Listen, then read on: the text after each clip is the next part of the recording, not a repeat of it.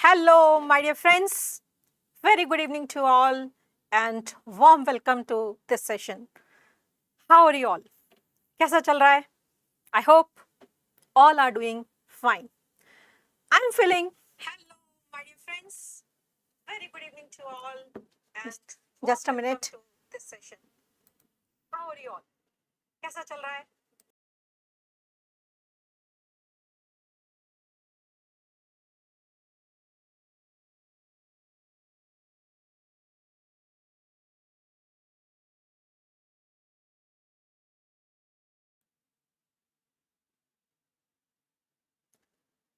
Ramo,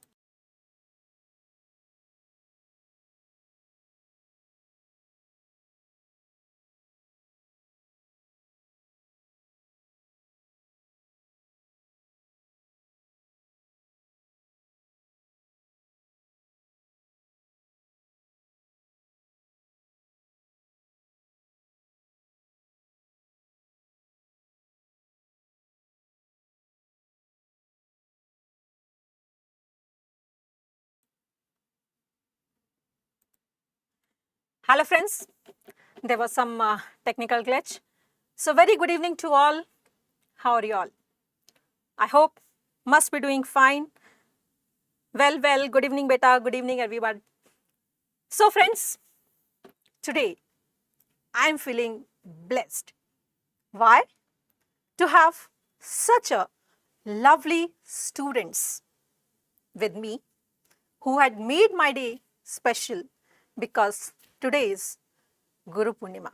And it is my opportunity to talk to you live on this very special day.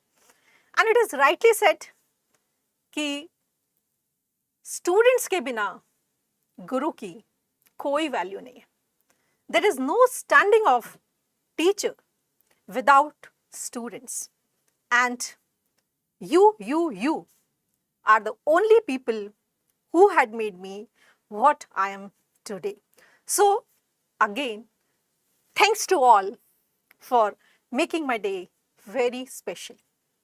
And I pray to God to give me strength to fulfill my duty as a teacher for you. And what is actually a duty of a teacher? It is to remove darkness from life of their lovely students. And right now, what is the darkness area in your life? It is the darkness of fear, darkness of uncertainty. Fear is of not able to revise the syllabus, not able to complete the daily targets, not able to recall the things, not able to perform what you are expecting, not able to get the proper expected result in your weekly test, subject test. You must be having uncertainty what will happen to me on the day of examination. So friends, I am here to remove all this darkness from your life. And what is the remedy for this? I am going to give my answer with one very famous true story from Ramayana. As we all know, that when Ram came to know that Ravan has taken away Sita to Lanka, he had started marching towards Lanka and finally he reached to Rameshwaram. And when they had seen everywhere sea around, now the problem was who is going to cross the sea? Because what he was willing that someone should go first to Lanka to confirm whether Sita Ma is there, and then only they will attack with their army. Nobody was willing to cross the huge sea. Everybody was requesting Hanumanji that you go to Lanka, but Hanumanji refused. Then Jamvanji came and he had made Hanumanji to realize his power. And he told Hanumanji that when you was young, when you were a very small kid, you had stolen sun. आपने सूरज को निगल लिया था. So you are having such a great power, great strength. And then finally, Hanumanji realized that yes, he is having the power, he is having the strength, and then he had long jump, crossed the sea, landed in Lanka, see that Ma Sita is there, taken back with the message, and then finally, Ram had made Ram Setu and entered in Lanka with his army. So, the message is that each one of you is having strength. Only thing is that you have to realize that yes, you are having potential, you are having power, you can do miracles in the world. So, I know that my lovely students are having preparation to that an extent that even if National Board passes a circular at the middle of the night that tomorrow morning you are going to have your exam, you all are ready to appear in the exam. Not only ready, will perform quite well and will pass the exam. Okay, so this is what you are having the power. So one very important message, and that is the first success mantra, and in this journey of the session we will be coming across few more success mantras. That will be our take home message, that we have to believe in ourselves. Once you started believing in yourself, started believing in your hard work, then definitely no one can stop you in achieving success. So this is your first success mantra. So friends, get ready to board your flight, and your flight number is NBE 30072023. So boarding has started. Take your seat, straighten your seat, fasten your seat belt, open window shades, and ready for flight. And what are the safety precautions in this journey? Read questions carefully. Try to identify keywords. Try to join them. Try to integrate the information of various subjects and then come to your answer. Now, don't be in a hurry to answer. Take proper time, because National Board is not giving you award if you are finishing your question paper in 1.5 hours instead of 2.5 hours. But yes, board is going to punish you if you are not able to finish in the desired time. So time management is very, very important. So we should be very smart, very quick in identifying the keywords, joining the keywords, and coming to correct answer. So let's start our journey, and flight is taking off. Shh. And here comes your first question. Image shown below depicts which level of prevention. So try to identify image carefully and then try to answer. Now here there will be integration of your anatomy. Integration will be of your pathology also. So first of all, we have to identify this image. Now this is none other than your cervix, which we are looking through per speculum examination. And yes, I am very happy everybody is answering very correctly.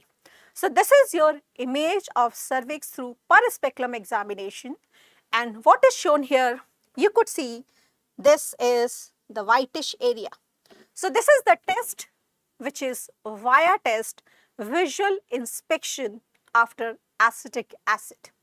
So it is a sort of screening for cancer cervix, what we are doing at peripheral level. Right down at primary health center, we can do this test. So this is supposed to be the most cost effective test, where we apply the 5% acetic acid. And how we prepare? We take 1 ml of 100% acetic acid mixed with 19 ml of distilled water, making the solution as 5%, and this has to be used on the same day. Every day we have to prepare a fresh solution. So we paint the cervix with this as 5% acetic acid for 1 minute, wait for another 1 minute, see for this whitish area. And why this white area appears? Because if it is suspicious, having the higher nucleochromatin material, which is a protein, so it is coagulating with acetic acid, and this is giving a white coagulum or acito-white area. So this is suspicious, and we can refer the patient to higher center. So very well answer that it is your secondary level prevention. Now the question is, can we have primordial level prevention in cancer cervix? Answer is yes. If we can delay the age of marriage, if we can delay the age of the first child, if we can have less number of the sexual partners, these are the high risk areas. If we can avoid them, yes, we can have primordial level prevention. Do we have specific protection in the cancer cervix?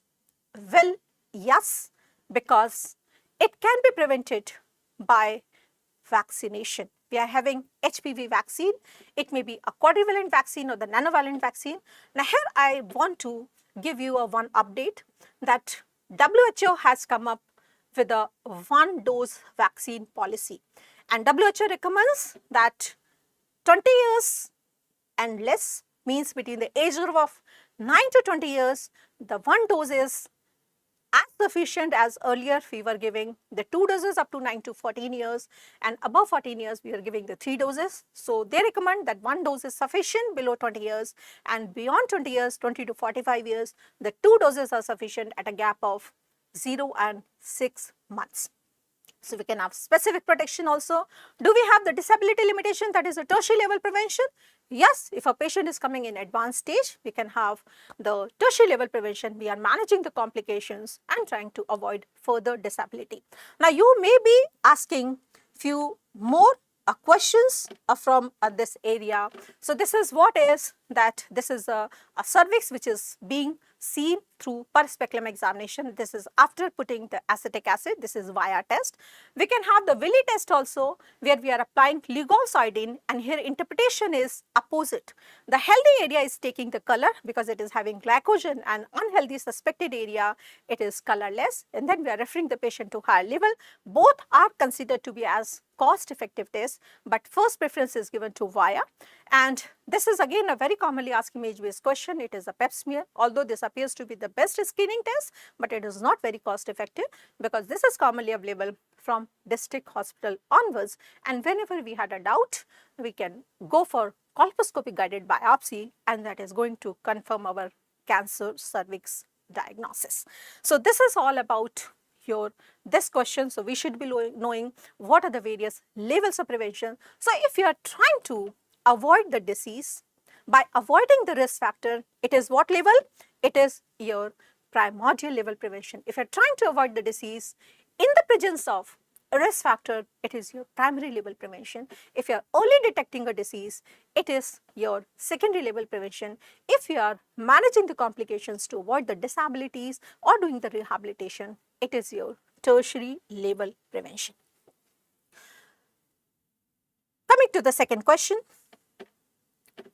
little bit a lengthy question because nowadays they are asking the clinical scenarios. So read question very carefully and try to answer.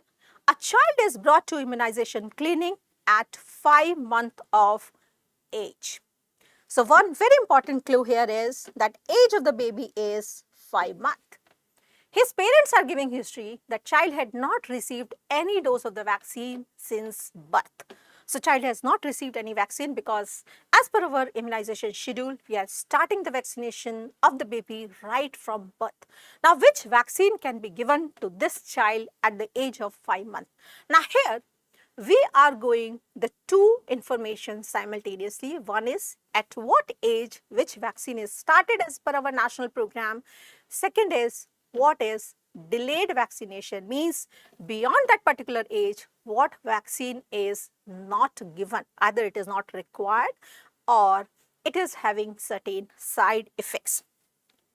Now there is a tie because few are answering A, few are answering B, and some is answering C also. Now here I'll tell you how smartly you have to attempt these type of the lengthy questions, where in the choices the multiple features are given, because we have to finish our question within 1 minute. Okay, so smartly go for the first feature of every choice. Can we give the BCG? Yes, because we know that delayed vaccination is up to 1 year. Can we give the oral polio vaccine? Yes, because delayed vaccination is up to 5 years. Can we give the rotavirus? No. Why? Because it is said that first dose of the rotavirus to be started below 15 weeks up to 14 weeks 6 days, and it means it is roughly 3.5 months, but this baby is around 22 weeks, so rotavirus is not given. So this choice is out, and I think you all are very clear in this that nobody has answered the choice number D. Now coming to the A, B, C. Now how smartly you have to choose the best answer. Now OPV, yes, we can give. DPT, yes, it is given up to 7 years. So till now all the three choices are in game. Then coming to the third feature, DPT, yes for A. Rotavirus, no. So my choice number B is also out from game. Now we are left with only two choices, the choice number A and C. Hepatitis B, yes, it can be given till 1 year. MMR, a big catch, MMR is started at 9 months of the age. The baby is 5 months, so we cannot start the MMR. So this is also out from the race. So only left is choice number C. So yes, those who are answering C, it's a big clap for them.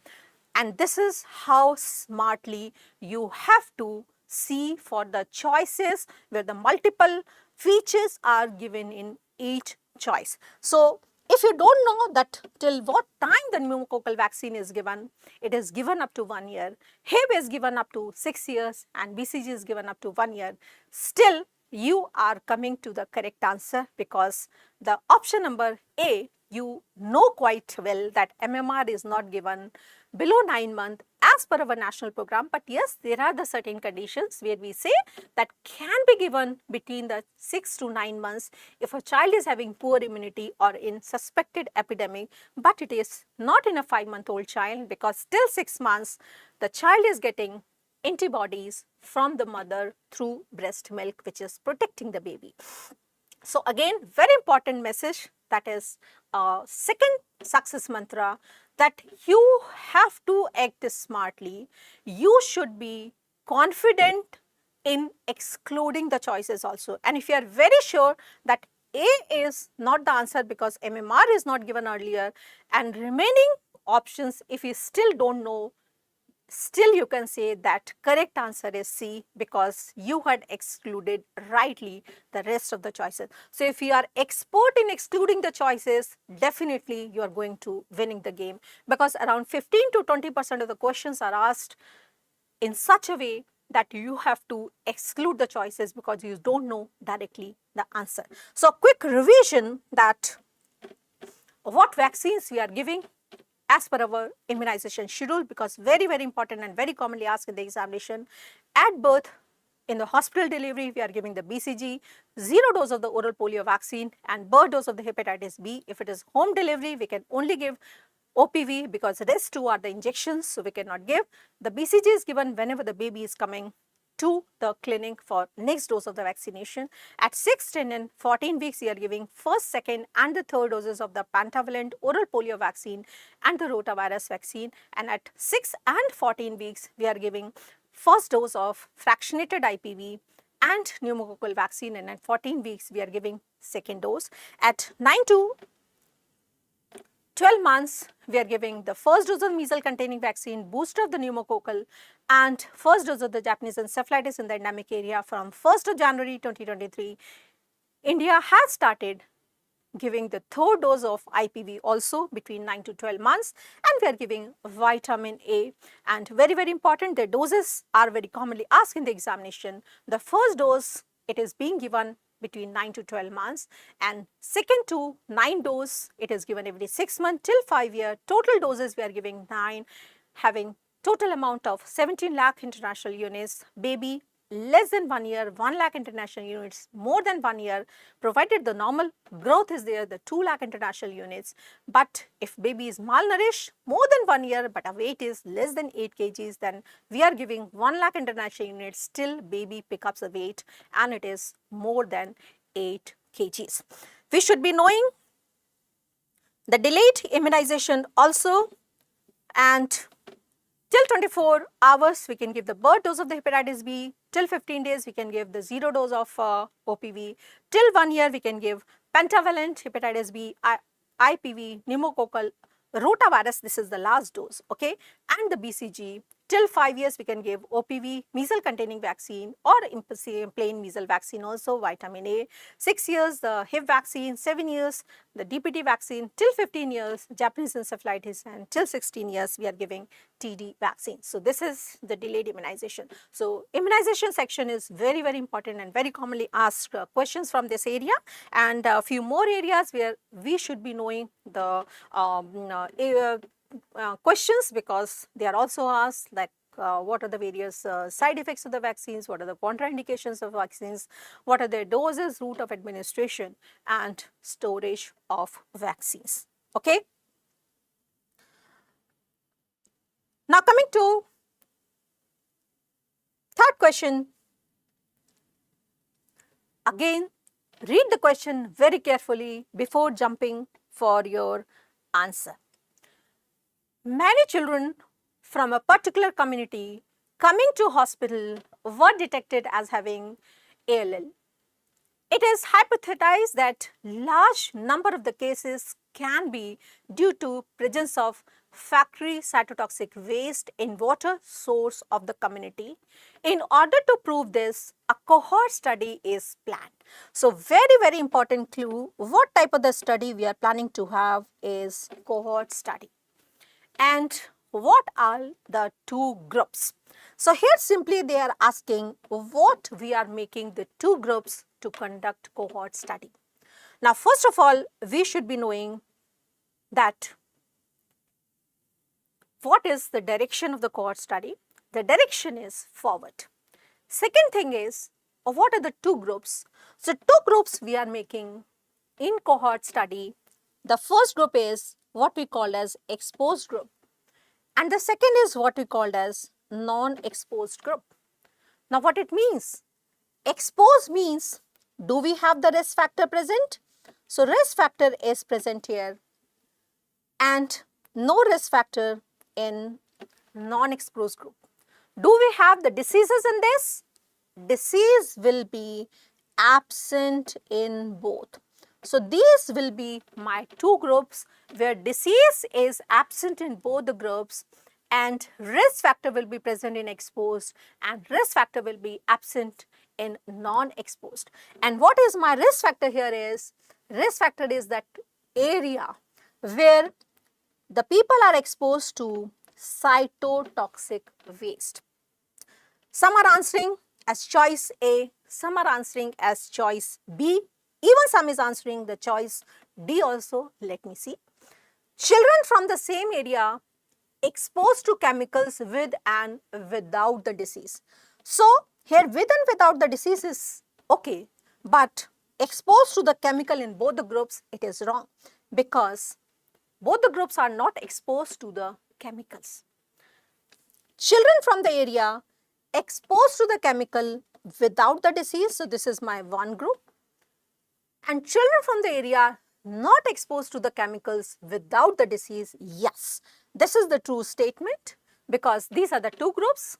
One is risk factor present exposed to the chemicals without the disease, and these are not exposed to the chemicals without the disease. So yes, B is the correct answer. Children coming to your OPD who do not have the ALL means both are without the disease, yes, but there must be the exposure in one group. So this is also out. All the children with the AL is respective of the exposure status? No, because one should have the exposure.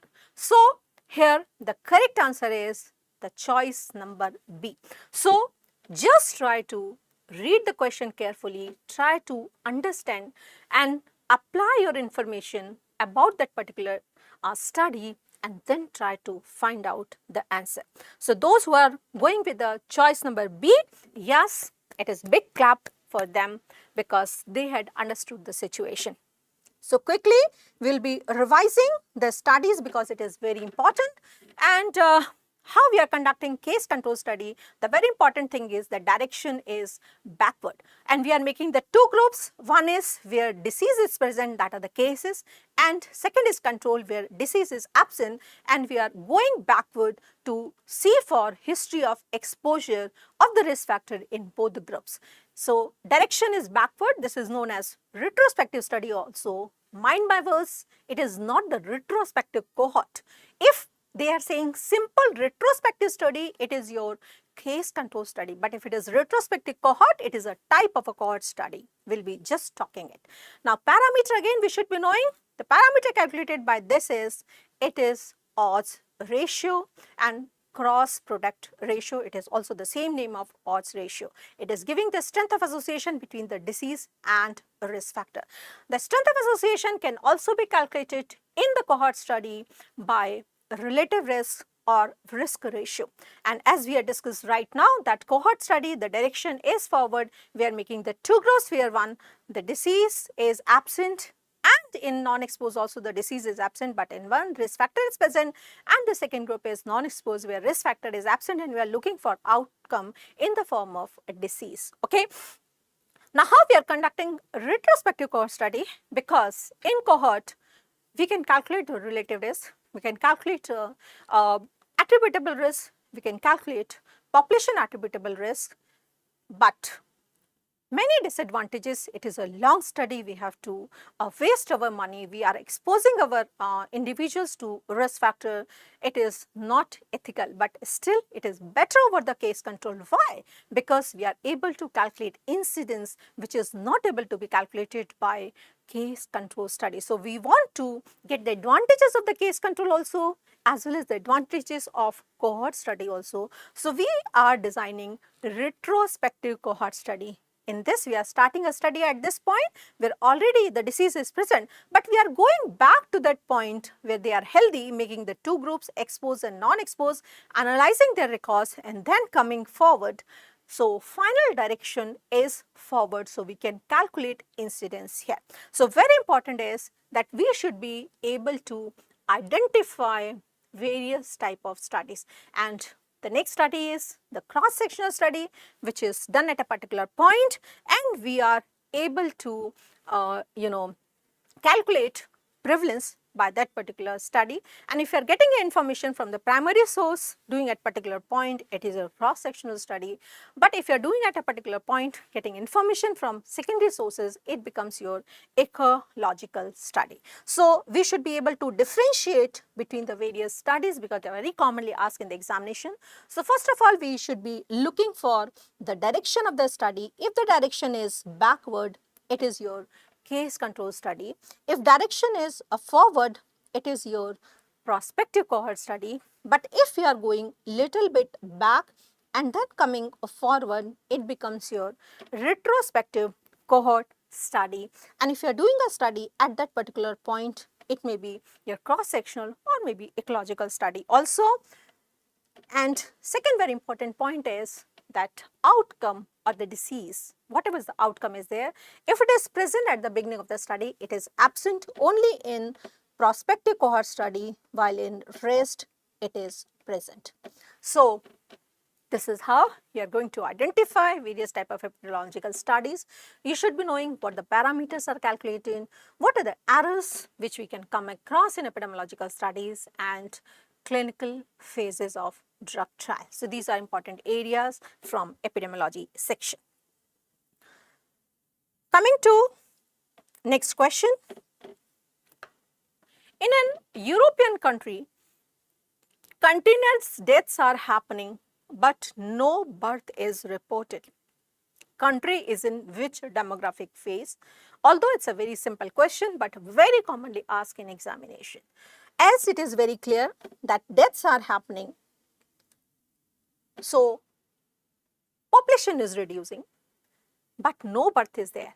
So the crude birth rate is going to be less than crude death rate. So obviously, what will happen? Population will decline. So yes, you all are answering quite correct without any confusion that this is your decline phase. So we should be knowing that what are the various phases of demographic cycle. If you are having high birth rate, high death rate, the gap is constant. This is your phase 1 or high stationary phase. If birth rate is very high, but death starts declining, so that is gap is increasing, this is demographic gap. So question is asked that demographic gap is maximum at the end of phase 2 or it is the early expansion phase.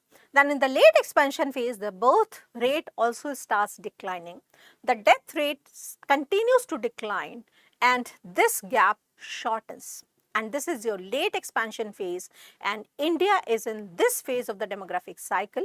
Then comes the phase 4, when very low birth rate, very low death rate, the gap is constant, population is stationary. This is your phase number 4, that is low stationary phase, and this is your decline or the reversal phase, phase 5, where this is your birth. Zero birth is there and death is continuously happening, so population is declining because now youngsters, they don't want to take burden of bringing up their kids, they just want to enjoy life. So birth rate is almost zero, but no one can stop the natural deaths. So that's why population is declining, and that is also not favorable for our ecosystem. So high population and very low population, both are not favorable. So everywhere there should be balance. So one very important message here I just want to give you, that you all are studying. But friends, you need rest also. You need some relaxation also in between.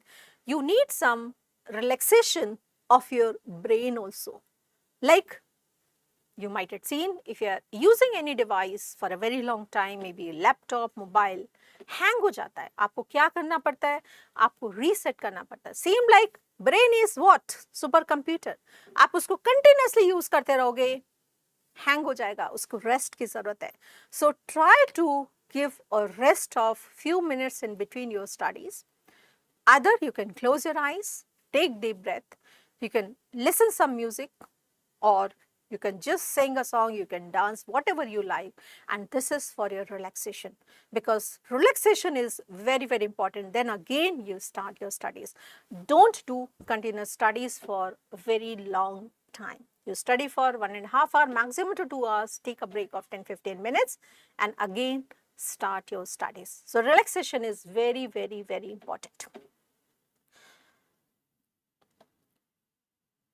Next is, this is the obstetric history given for a woman. First is full-term male alive vaginal delivery. Second is full-term female alive cesarean section. Third is full-term female stillborn vaginally. Fourth is full-term female asphyxiated baby vaginally, died in nursery on 8th day. Now question is that all parameters can be calculated except. Now there is clinical integration between obstetric and community medicine. This is the way what we write obstetric history. So here we should be knowing what is the meaning of these various rates or these words. These are the indicators, vital indicators of demography. So first is, what is TFR? Can I calculate the TFR from this? TFR is total fertility rate. Total number of the live children born to a woman in her entire reproductive phase. Can I calculate how many live children she has given birth? This is only the stillborn baby, not alive, so it will not be counted. This baby is alive, this baby is alive, this baby is alive at birth. So yes, she had given the 3 live births, so I can calculate the TFR, and TFR is number 3. Now here, very important message, route of the delivery is not affecting the TFR, number 1. Second is, if baby is born alive and it is dying even after 5 minutes, 10 minutes, baby will be considered in TFR because born alive. So here the TFR is 3. Now there is a mixed bag of the answers. Some are answering B, some are answering C, D. Let's understand what should be the correct answer. Second is general fertility rate. General fertility rate is what? It is number of the live births per 1000 reproductive mid-year population. They have not given us the 1000 reproductive population birth rate.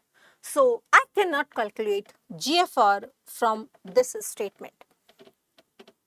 NRR is net reproduction rate. What is net reproduction rate?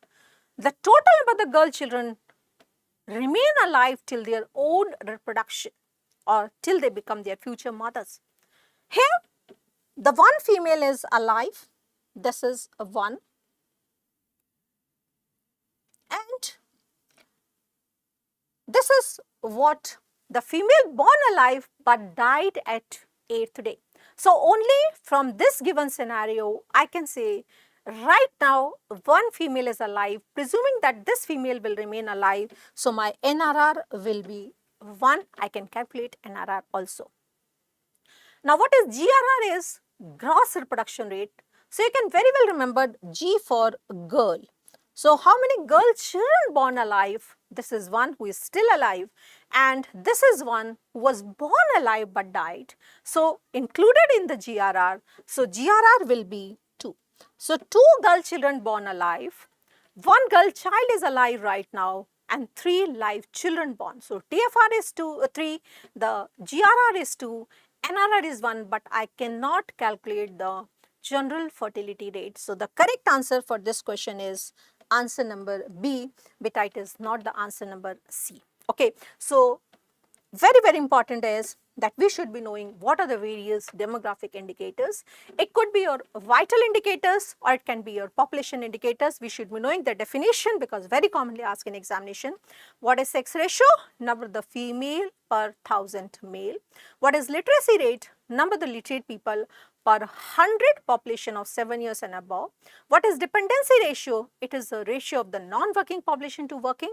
Non-working is less than 15 years or more than 65 years, and what is working population between 15 to 65 years, and population density, it is population per square kilometer of land area. These are your population indicators. And what are the vital indicators? Very commonly asked in examination: the crude death rate, number of the death per 1000 mid-year population, birth rate, number of the live births per 1000 mid-year population, general fertility rate is number of the live births per 1000 reproductive female, obviously mid-year, general marital fertility rate, number of the live births per 1000 reproductive married female, total fertility rate, total children born to a woman in her entire reproduction, T for total, gross reproduction, total number of the girl children born to a woman in her entire reproduction, net reproduction rate, total number of the girl children remaining alive till their own motherhood, and what is the growth rate? It is birth rate minus death rate divided by 10 is your growth rate. So these are various demographic indicators, very important for your examination.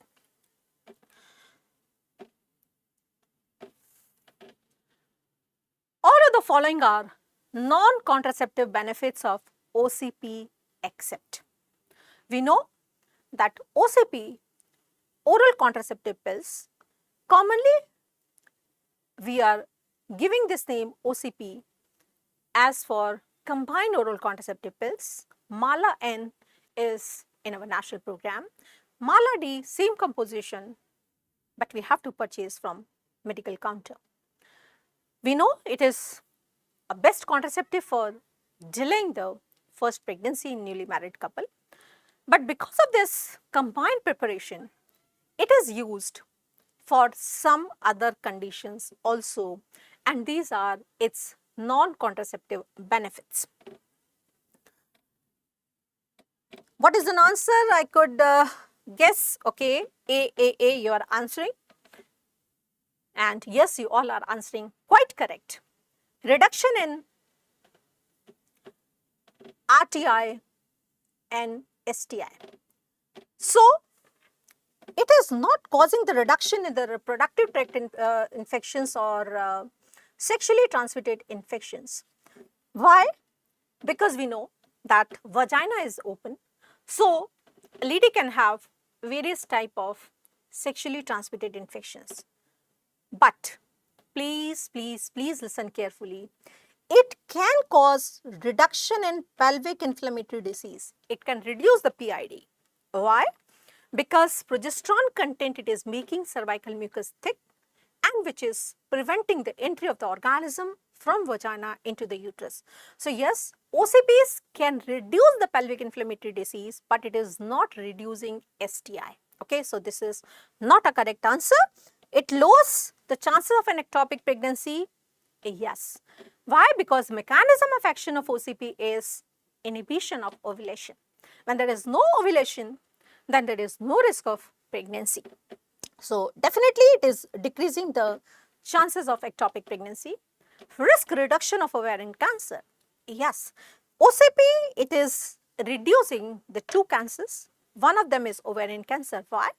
Because as there is no ovulation, so there is no break in the ovarian epithelial lining, which is every month happening, and that is trigger factor for ovarian cancer.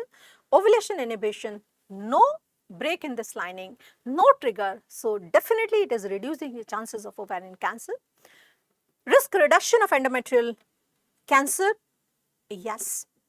How it is reducing the endometrial cancer? Because the main requirement of endometrial cancer is the thickening of endometrium.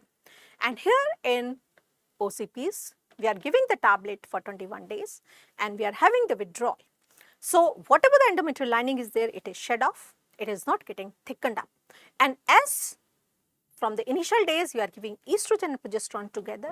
So it is further interfering with growth of endometrium. So yes, it is reducing the chances of endometrial cancer.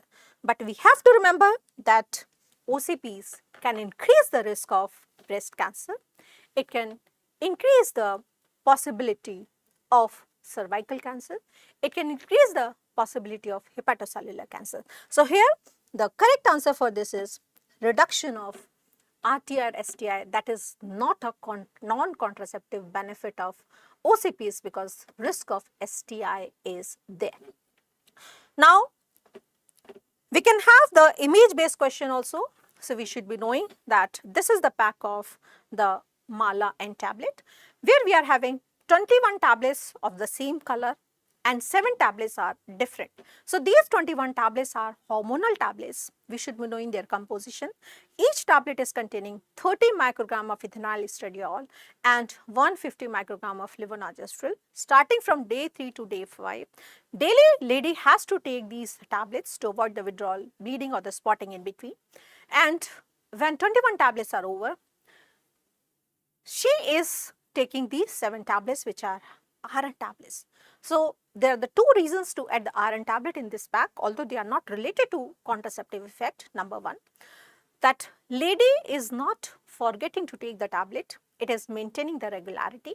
Second is, most of the Indian women are anemic, so at least she is able to take 7 iron tablets in a week, and each iron tablet it is containing how much of iron salt? 60 milligram of ferrous fumarate, that is equal to 19.5 milligram of elemental iron. No confusion, what iron tablet we are giving as prophylaxis or as a part of anemia prophylaxis program in reproductive female in pregnancy and lactation.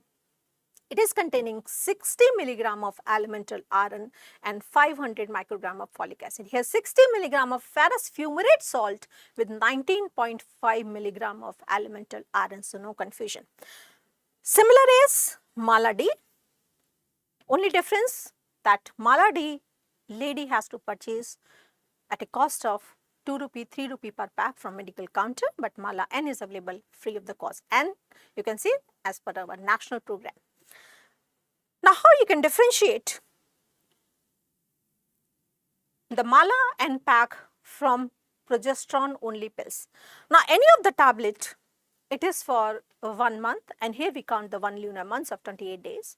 Now, here all the 28 tablets are of the same color, shape and size. Here we are taking continuously without any pill-free days. So, this is your progesterone only pill, okay? And if the tablet is 21 only and 7 other, it is not having the tablet or the 7 tablets of the different color, then this is your combined oral contraceptive pill having both estrogen and progesterone. Remember the thing. Now, one very important point is that Mala N or any of the combined pill, we are not recommending during lactation because it is reducing the breast milk volume. So, during lactation, the pill which is recommended is progesterone only pill. So, this is all about the oral contraceptive pills very commonly asked in examination. Coming to the next is all are contraindication of given device except. I am very sure you could very easily identify this image. If it is a T-like structure, given the thread below, it is your intrauterine device. Having copper over both the arms, it's a horizontal arm and the vertical arm. So, this is none other than your copper T380A. So, the question is, what are the contraindication for this device except, or all other contraindication except PID? Yes, it is a contraindication. Undiagnosed bleeding per vaginum. Now, friends, those who are answering B, see question very carefully. They are asking all are contraindication except. So, definitely PID is a stronger contraindication over the undiagnosed bleeding per vaginum, but very important message here I want to share. Don't jump for answer without reading all the choices, okay? Because you might be getting choice number C, choice number D as a better answer. So, might be knowing the answer, but read all the choices before answering the question. Mind my words. This is a very important success mantra, and if you follow this rule, definitely you are going to get 5 to 10 extra marks in your examination, and that is very important when we had a final score board or the scores of our exam. And if you are somewhere between 145 and 150, these marks help a lot, okay? Undiagnosed bleeding per vaginum is again an absolute contraindication. Suspected pregnancy is again an absolute contraindication. Past history of PID is a relative contraindication. So, out of these 4, the least weightage is for past history of an ectopic. Past history of PID. The current PID, it is having more weightage over past history of PID, although this is a relative contraindication, but all 3 are absolute contraindication. So, this is going little bit odd one out. So, here the correct answer is past history of PID. So, here very important another message is that sometimes you might be seeing a question which is looking like that you had solved yesterday, day before that, as a PYQ asked in the previous exams. But if examiner is changing a one word, examiner is changing the choices, your answer will change. So never mug up the answers, try to understand the concept. Now, if my question is, what is the contraindication for the given device? Then most important first contraindication is pelvic inflammatory disease. But what they are saying that all are contraindication except. So, here the past history of PID is having little bit less weightage over the rest. So, we should be knowing what are the absolute contraindications. The absolute contraindications are the pelvic inflammatory disease, undiagnosed bleeding per vaginum, suspected pregnancy, and if there is uterine malformations or copper device if there is a Wilson disease. Now, please listen carefully. There is little bit controversy in Park and other gynae textbooks. Park still says that past history of an ectopic is absolute contraindication, but recent studies and all the gynae textbook says that now it is not an absolute contraindication. So, past history of ectopic comes in relative contraindication. So, relative contraindications are the past history of an ectopic pregnancy, the past history of pelvic inflammatory disease, if lady is having anemia, multiple sexual partners, lady is not able to come for follow-up. So, these are relative contraindications. Clear? And this is supposed to be the best device for birth spacing. Means if you want to give a spacing between the two pregnancies, this is supposed to be the best method, and we should be knowing what is the duration of this device. Copper T380A, it is lasting for 10 years, and in our national program, we are going for PPIUCD insertion, means we are putting this copper T380A within 48 hours of delivery. If it has not been put at this time, then we are inserting after 6 weeks, and if you are inserting in the interval period, always remember, put this device in post-menstrual phase to avoid suspected pregnancy from previous cycle. Now, we should be knowing few more IUCDs which are very commonly asked in the examination, and this is very clear. It is copper T380A, lasting for 10 years.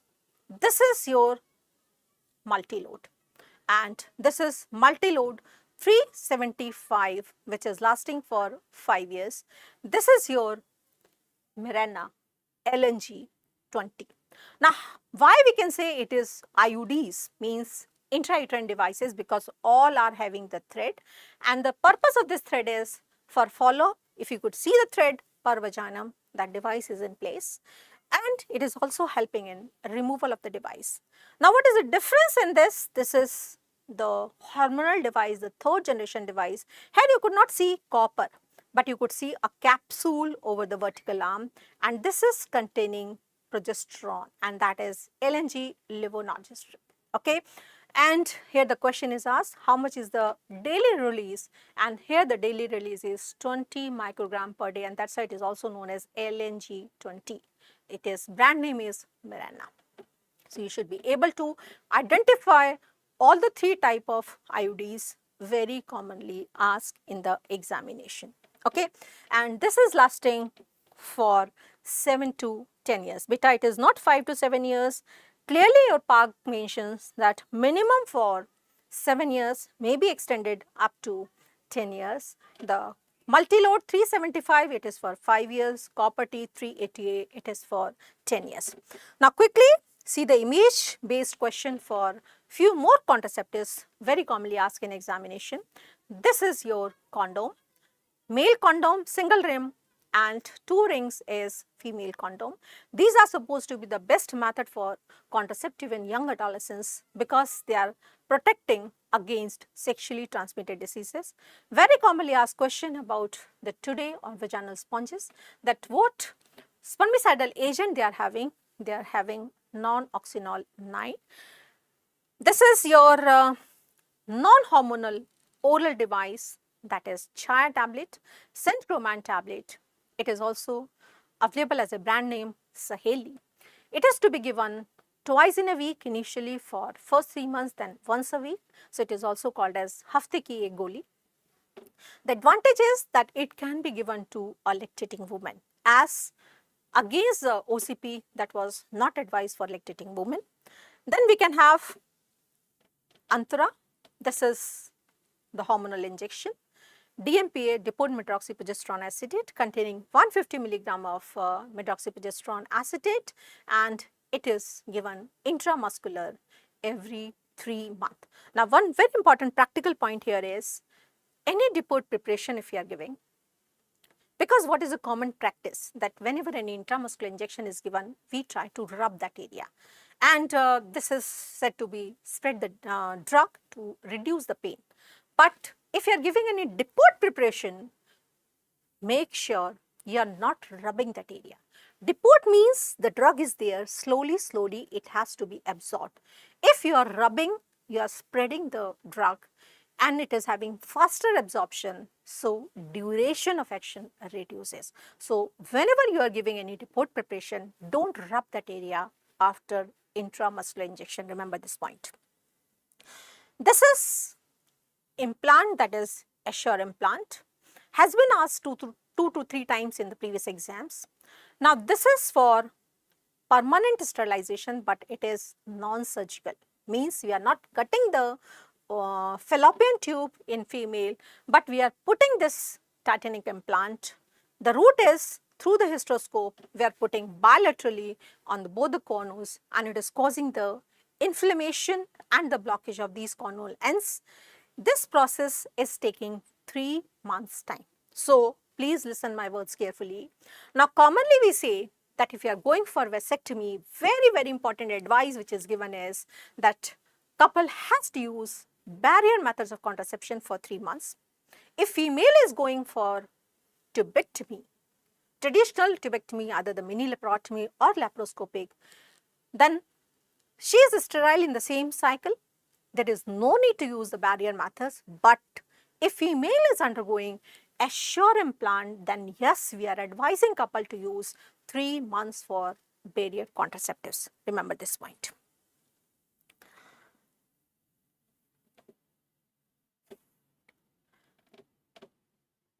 Next is,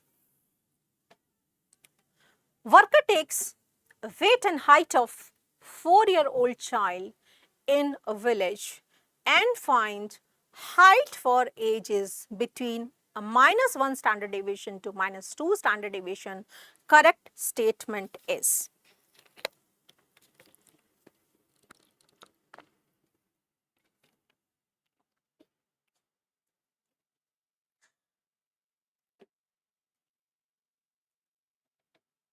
So,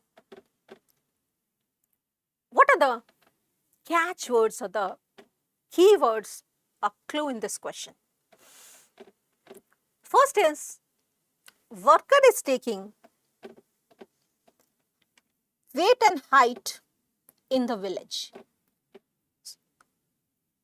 So we should be knowing that what are the workers posted in a village.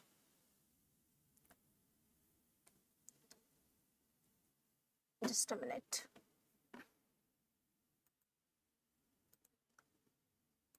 So we should be knowing what are the workers posted in a village. The workers posted in village are Asha workers, Anganwadi workers, traditional birth attendant and village health guide, not multi-purpose workers. They are posted at sub-center. Second is,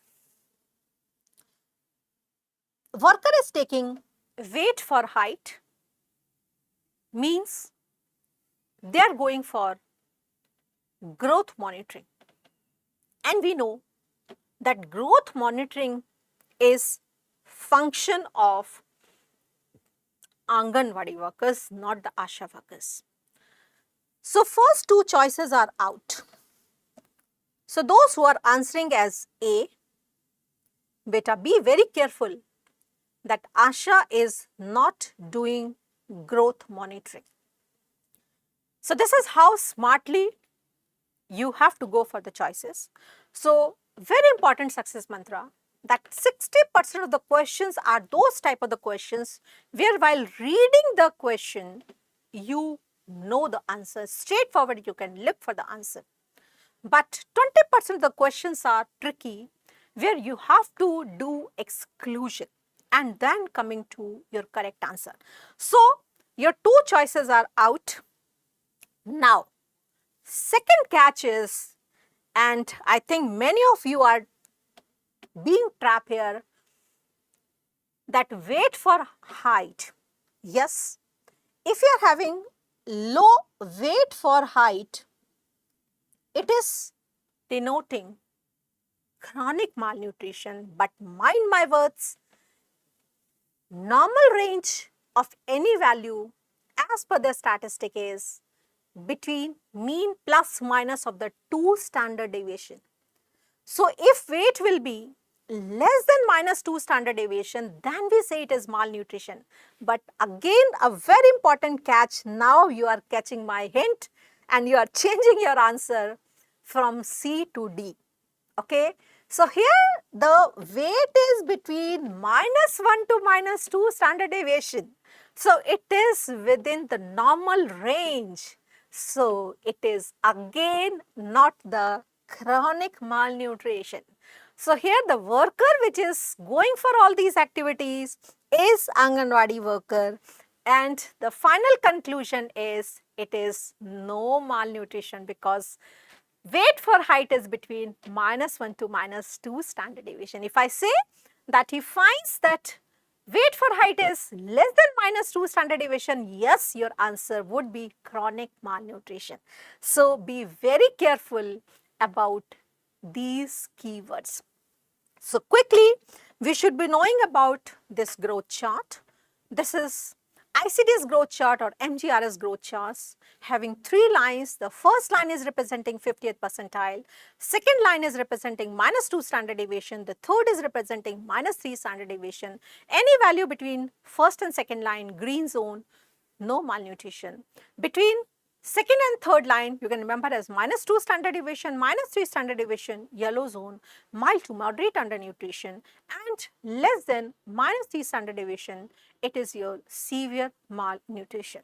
And this ICDS program, it is being conducted in the ICDS centers, and this is the logo of the ICDS centers, and this is under control of Ministry of Women and Child Health, and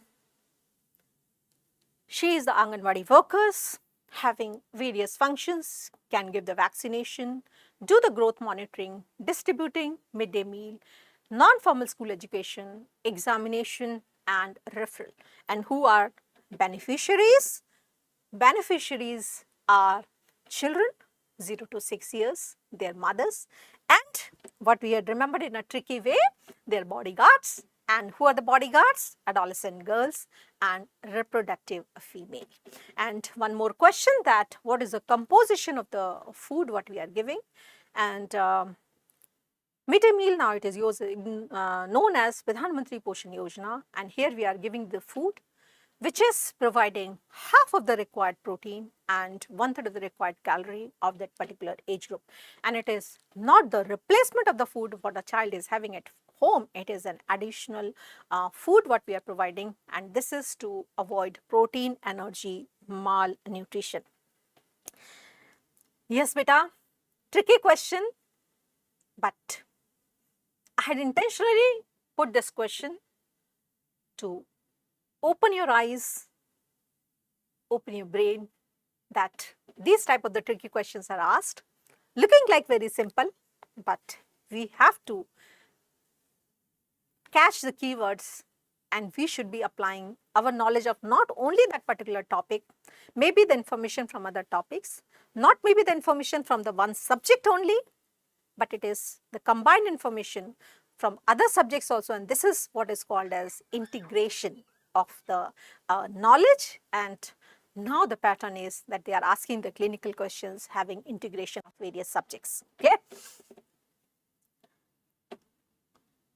Now these are few important other workers, and this is your ASHA worker posted in village accredited social health activist, posted under a very important program, National Health Mission.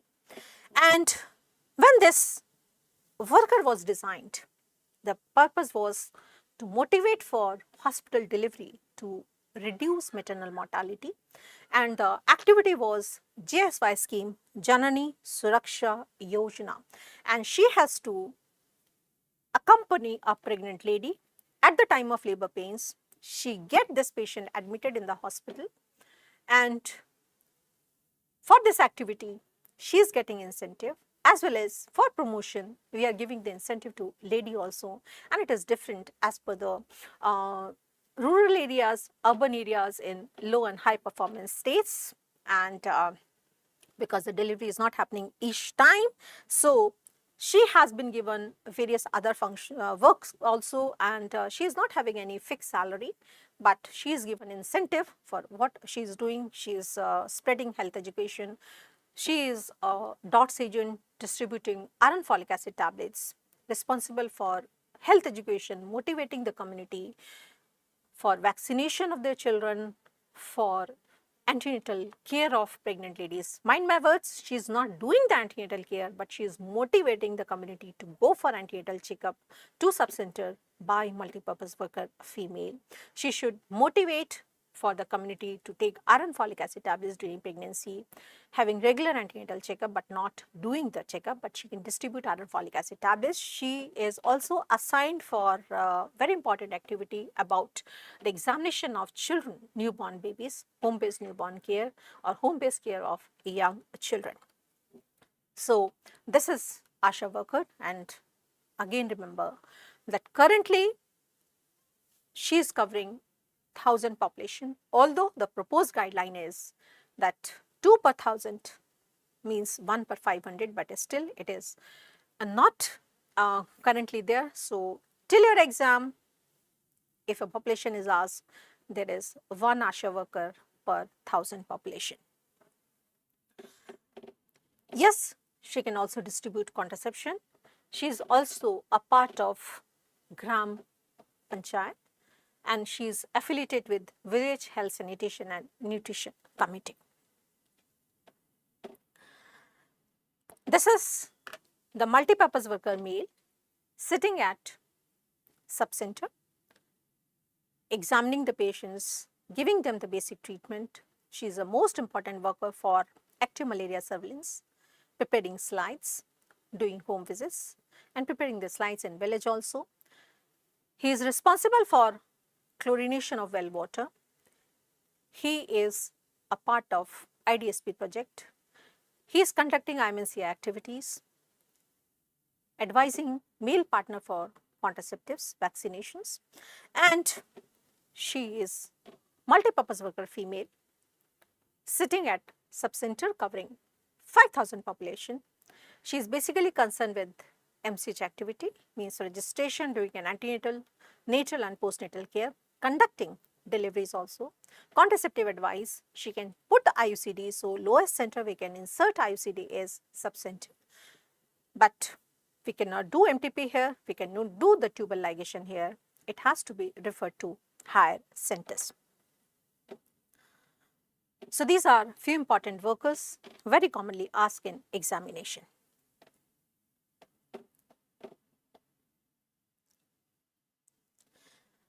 Multipurpose worker was doing antenatal checkup of a woman who had developed gestational diabetes.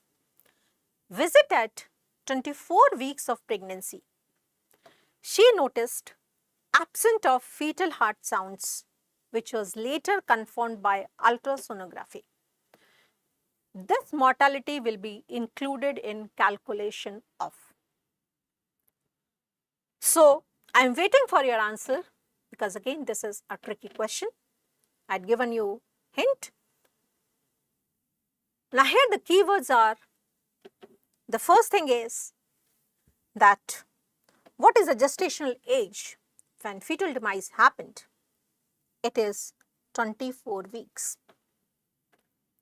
And fetal heart sound is absent, means there is intrauterine death. what mortality will be this included in? Some are answering A, some are answering C. Even a B is also coming and D. Now what left? All four are in game. Now just try to understand. We should be knowing the definition of these mortalities. The most important is their periods. Now many of you are going in favor of C. Let's see. Now these are the various mortality periods. What is neonatal mortality? Neonate means the first 1 month. So death of a baby after delivery within first 1 month. So here the baby died intrauterine. So it is not a neonatal mortality. So it is a death of the baby per 1000 live births in neonatal period. This includes both early neonatal and late neonatal. Early means within first 7 days, late is 7 to 28 days. Okay, so this is neonatal, so it is not the C. What is the second choice? Maternal mortality ratio. No scope here, because what is maternal mortality ratio? It is number of the maternal deaths per 1 lakh live births. They are not talking about maternal deaths. They are talking about the death of fetus in utero. So it is also out from the scene. Perinatal mortality. Now just see carefully, because many of you are going with answer C. Now as I think many of you had catch my hint and changing your answer, very good, but just try to understand. Perinatal mortality is death of the fetus from 28 weeks of the pregnancy onwards till birth, during delivery and first 7 days after the delivery. Peri means around, natal means delivery. So during delivery, before delivery and after delivery. So here, as per the Indian guidelines, the pregnancy should cross the age of viability, that is 28 weeks. Now see the question here. The death has been reported at 24 weeks. That is a very important catch. The death has been reported at 24 weeks. It is not beyond 28 weeks. So fetus has not crossed the age of viability. So it is again not included in perinatal mortality rate. So it is not included in any of the above. So here answer is none of the above. If I say here the death has been reported at 34 weeks, then yes, you can say that I can calculate this as perinatal mortality, but it is 24, not cross 28 weeks, that is age of viability in India. So here the best answer is none of the above.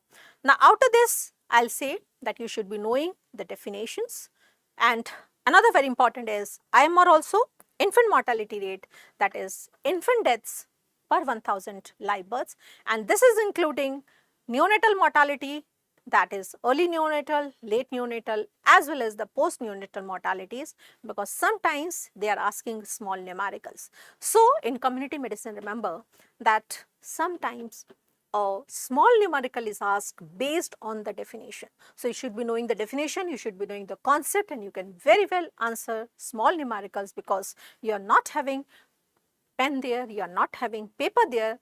With your mental calculation, by knowing these simple definitions, you are able to answer your questions. Now very important here is the maternal mortality ratio also, again very commonly asked area. We should be knowing its definition. It is number of the maternal deaths per 1 lakh live births. It is a ratio, because we are comparing maternal deaths to live births. Third thing is, we are including the deaths from the conception till 6 weeks after the delivery, maternal deaths related to direct pregnancy complications, or it is aggravated during pregnancy, but it is not due to the accidental cause, very important. And we should be able to calculate the maternal mortality also by giving some values. based on the definition only. You have to exclude the accidental deaths. The most common cause is hemorrhage, and out of that, BPH is most common. Most dangerous period is postpartum phase, and indirect causes anemia. And current MMR of India, it is 97. And goal is, as per the SDG 3.1, we have to bring down the world MMR to less than 70 by 2030. And the goal as per National Health Policy of India to have to bring down MMR to 100, and yes, we had achieved. Overall, it is 97, but we are trying to achieve this in each and every state also. Still, we are struggling for that. So yes, we have to give good antenatal, natal and postnatal care for early diagnosis and their referral to higher centers, because pregnancy is a physiological process. Complications we cannot avoid. But if we can diagnose them early and manage them, yes, we can avoid mortality. So our goal is that we have to avoid mortalities, okay, by early diagnosis and proper management.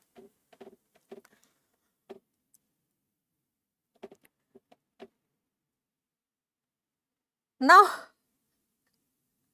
beta, I am not here to give you the heart attack. I am trying to open your eyes. I am here to open your brain. So, if you are getting heart attack right now, we can revive you. So, this is a mock drill. So, you cannot have heart attack on the day of examination. ठीक है बेटा? So, my very important message is that you have to read the things not like a bookworm. ऐसा नहीं कि खाली रटना है. You should be understanding the concept, and you should be able to apply that concept in clinical question. And that's why we say, these are your practice sessions. जितनी गलती करनी है कर लो. But learn from your mistakes. Because winners are those who are not repeating the mistakes and learning from the mistake. So here, we should be learning from our mistakes. We should be trying to understand the things, that how the questions can be asked, and we should be thinking from all the areas. So we are not going to make mistakes on our final day during examination. And if I'm able to serve this purpose, I'll be very happy, and I'll be consider this as Guru Dakshina from all of you. If you can promise me that you are not going to repeat mistakes again, okay? Yes. Coming to next question. For applied nutrition program, seeds and manure supply under school health services has been done by. Now there is one very important program, that is applied nutrition program under school health, and here one agency is funding for purchase of seeds, manure, irrigation instruments to those schools who are having adequate land, so they can cultivate their own grocery, fruits and vegetables that can be used in the midday meal. And yes, you all are very right, it is none other than UNICEF. So UNICEF is funding schools with adequate land supply for purchase of seeds, manure, and this is under applied nutrition program. So we should be knowing various international agencies, their logo, their head office, and what are the important functions. So these are the logos for few international agencies. This is the logo of WHO. This is International Labour Organization, United Nations for Joint Efforts of Control of AIDS, and International Red Cross. All these four are having their head office in Geneva, Switzerland. You should be knowing the theme of WHO for 2023, that is Health for All. These are few agencies: UNICEF, Mother Baby Globe with the olive leaves, United Nations Development Project and United Nations Fund for Population Activity. All three have their head office in New York, USA. UNICEF is basically support of children, and the activity it is funding for it is go by FFF, growth monitoring, oral rehydration, breastfeeding and immunization for the children, food, female education and fertility control, 3F for maternal component.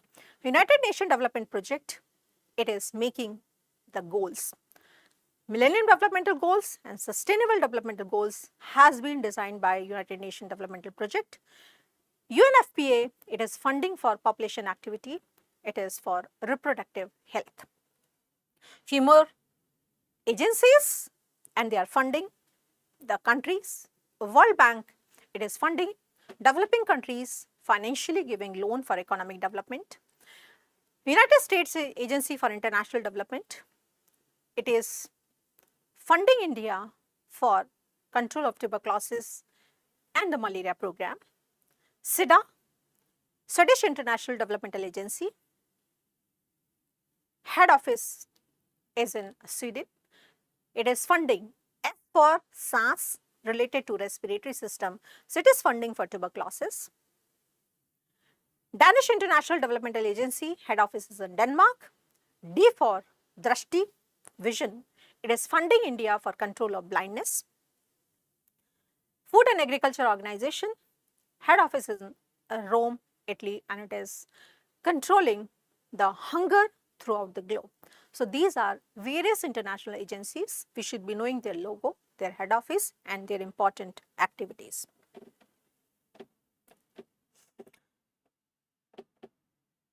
बेटा एक बात याद रखना, always try to do good things for others. जाने अनजाने कोई गलती हो जाए कोई बात नहीं. If you are doing some mistake unknowingly, it's okay. But intentionally, don't do harm for anybody. Try to take blessings of each and every one, because blessings is having great power. आप बस चलने की हिम्मत रखो. रास्ते बहुत हैं जहां आप चल सकते हो. रास्ते में आने वाले कांटों की चिंता मत करो, क्योंकि तुम्हारे साथ दुआओं का समुंदर है. Just you should be having firm determination to move further. Don't bother about the hurdles you are having on way, because you are having lots of blessings. And they are the two very important persons who are giving you blessings. Whatever you do wrong for them, and one of them is parents. Parents never allow you to fall. जब भी आप गिरोगे, you will find support of your parents.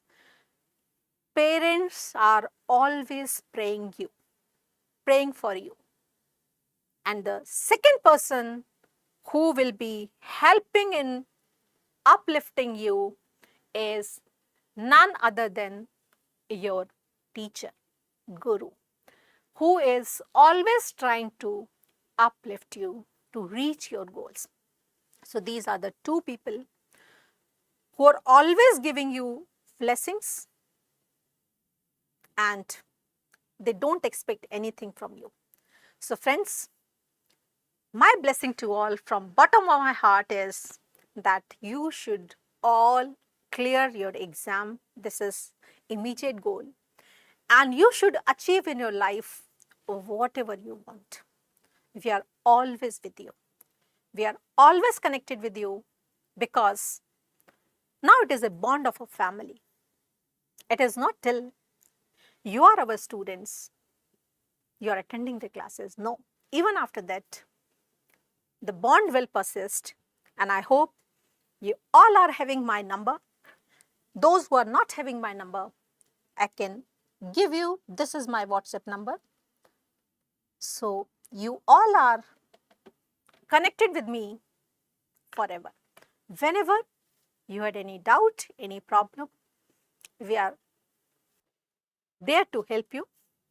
जिंदा रहे तो help करते रहेंगे. अगर भगवान ने बुला लिया पहले तो कोई बात नहीं, वहां से हेल्प करेंगे. But we will be always connecting with you.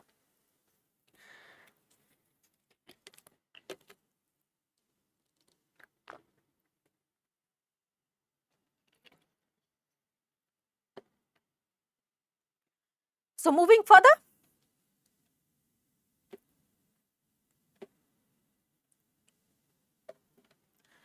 a 22-year pregnant female reported to sub-center with history of tried papaya fruits to abort this pregnancy. On examination, multi-purpose worker female finds pregnancy is not safe and needs abortion. Next step is, now here there is an integration with obstetrics, and that is a myth in the community that they avoid papaya fruits during pregnancy. I tried to get this answer, but I could not get anywhere. But still there is a myth that they are not taking papaya fruits. On examination, multi-purpose worker finds that pregnancy is not safe. It means here they didn't mention about the history of the bleeding. So if it is not safe means lady has gone in missed abortion and she needs abortion. I'm not going in detail about how you can do abortion. You can do either by menstrual regulation or by vacuum aspiration or by surgical evacuation depending upon the period of gestation. But the question is where it can be done, who can do this abortion? Can multipurpose worker female can do the abortion at sub-center? Answer is no. So see the choices.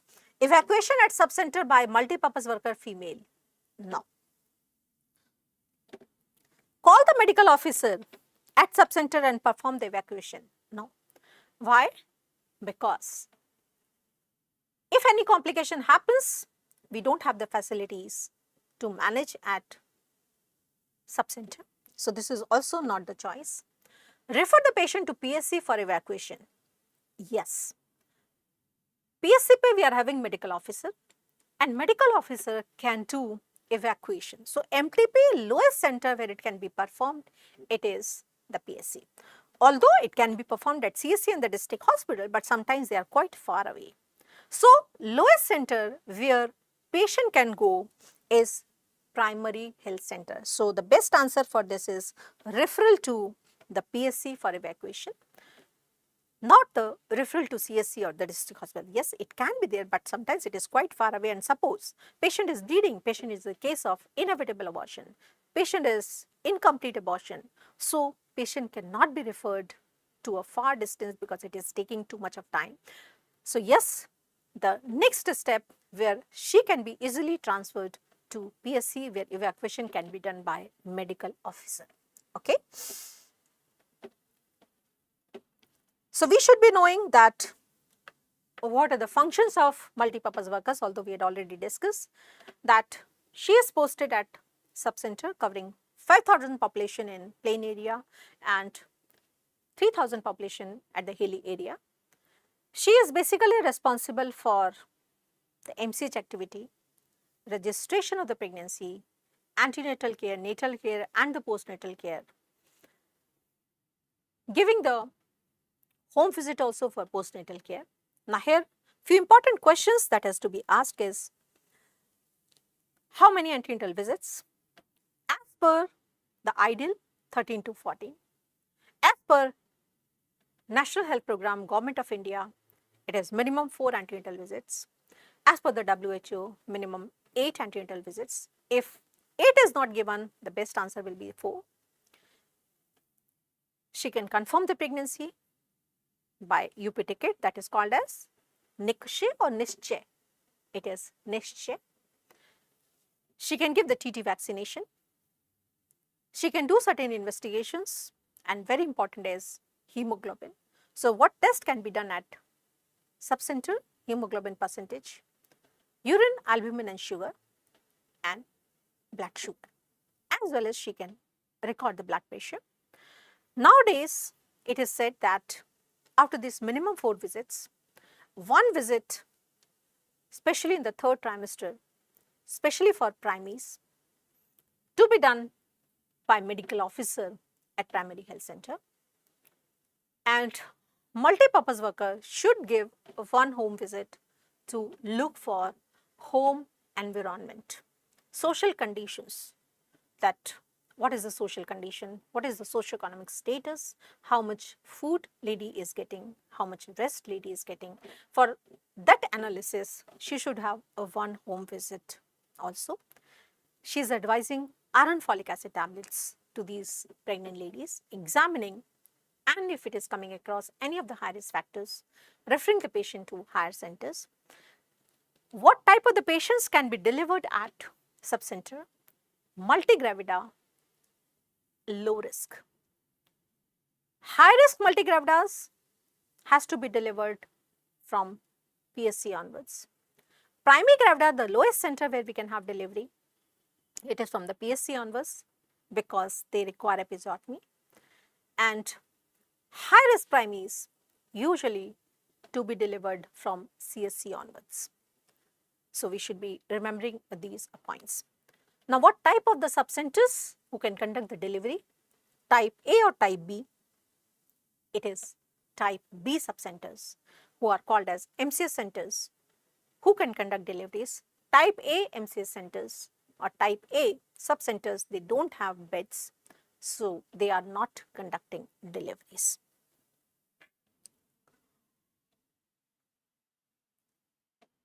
Coming to next question, a housewife delivered in district hospital 3 months back by cesarean section, which is done for the obstructed labor. Calculate the calories required by this sedentary worker female who is lactating her 3-month-old baby. Now here, the very important point is that route of delivery is not affecting the caloric requirement.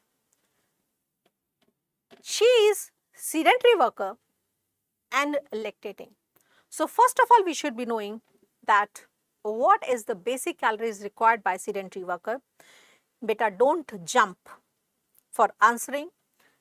Here, sedentary worker requirement of the calories is, yes, you are very right, it is 1700, but please listen carefully that total caloric requirement it is being asked. It is not being asked that what is the caloric of sedentary worker.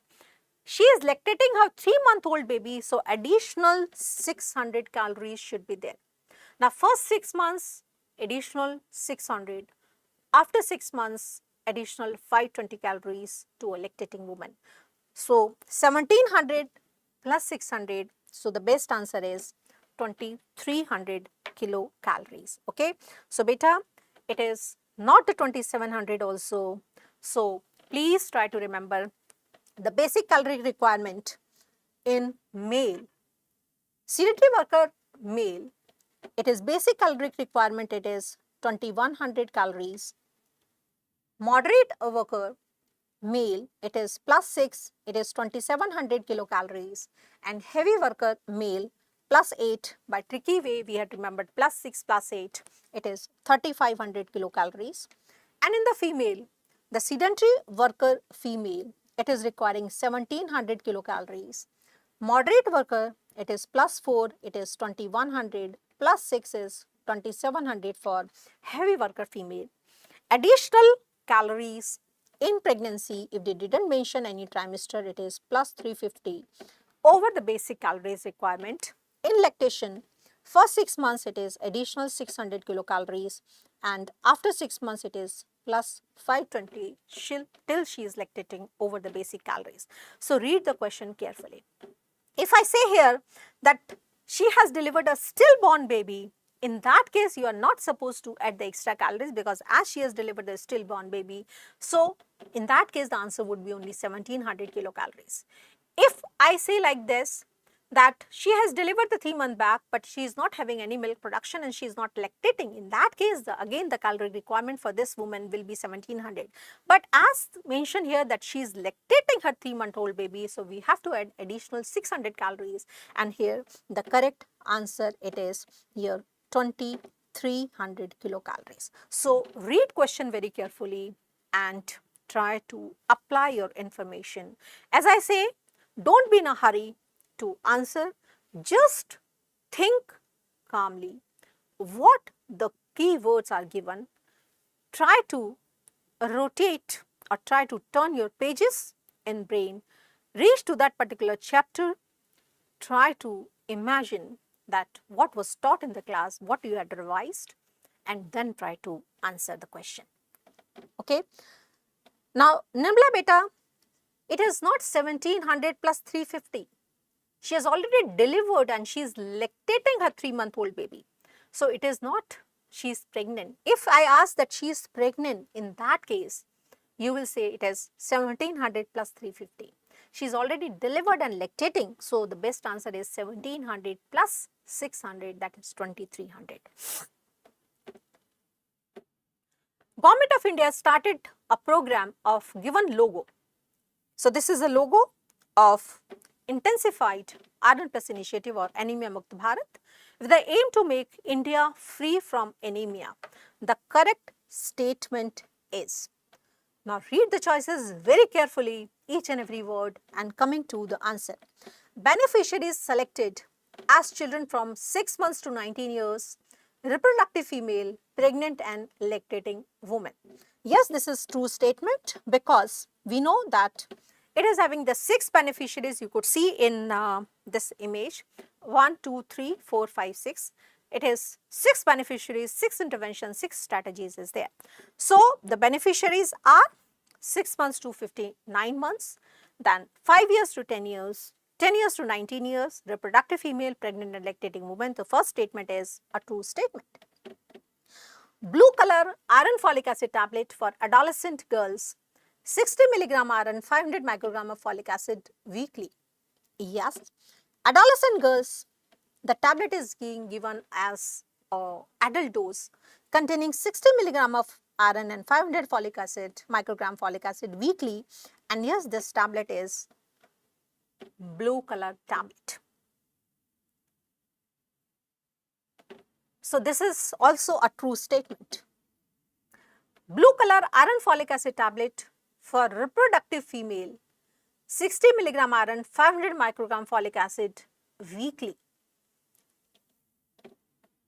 Reproductive female we are giving weekly, but it is not of a blue color, it is a red color tablet. So this is your false statement.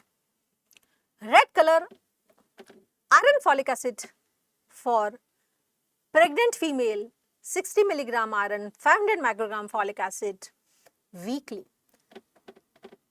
It is not given weekly in pregnancy, it is given daily. So this is also a wrong statement. So here the true statement is only the option number A and option number B. So correct answer here is beta G, it is option number A, because C is not a correct answer with this word only, the blue color tablet.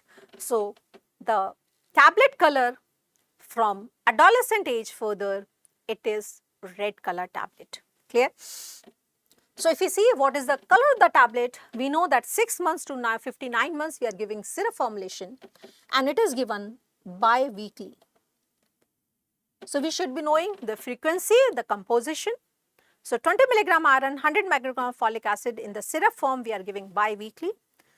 So this is your syrup formulation, and from 5-year onwards it is the tablet form, and the pink color tablet it is given between 5 to 9 years, 45 milligram iron and 400 microgram of folic acid. 10 to 19 years, the tablet is blue color. Composition is adult, 60 milligram and 500 iron and 500 microgram of folic acid. 20 to 49 years, in pregnancy and lactation, the color of the tablet is red color. Only the difference is in pregnancy and lactation, we are giving this as daily, while in rest 3 situations, we are giving a weekly. Okay, so the correct answer for this is choice number A, that is A and B are correct statement. So again, very important success mantra, when these type of the long statements are given, yes, they are time consuming, but you have to act smartly. You have to keep your brain open. You have to read each and every word very carefully, and that's why very important success mantra is you should be having proper sleep day before your exam. I know that you all are studying till late night, no problem. Whatever is your pattern, go on. But what I'll suggest, from 15th July onwards, try to change your schedule. Try to go to bed latest by 12 o'clock. Gradually reduce this and make it to 11 o'clock. Okay, try to get up in the morning at 5:30 and be alert till 5:30 in the evening, because post lunch session is very risky. During the examination day also, you are having a break where you eat something and you feel sleepy. Many of the students, they are quite active, alert in first paper, and second paper is clinical questions or clinical subjects, and you are feeling little bit sleepy. And if you are missing any of these keywords, your answer will change. And that's why second paper appears to be difficult paper, tough paper, but it is not the situation. It is because our alertness is little bit less. So try to make yourself quite active and alert from 5 a.m. in the morning till 5:30 in the evening, okay, to avoid these silly mistakes in the examination.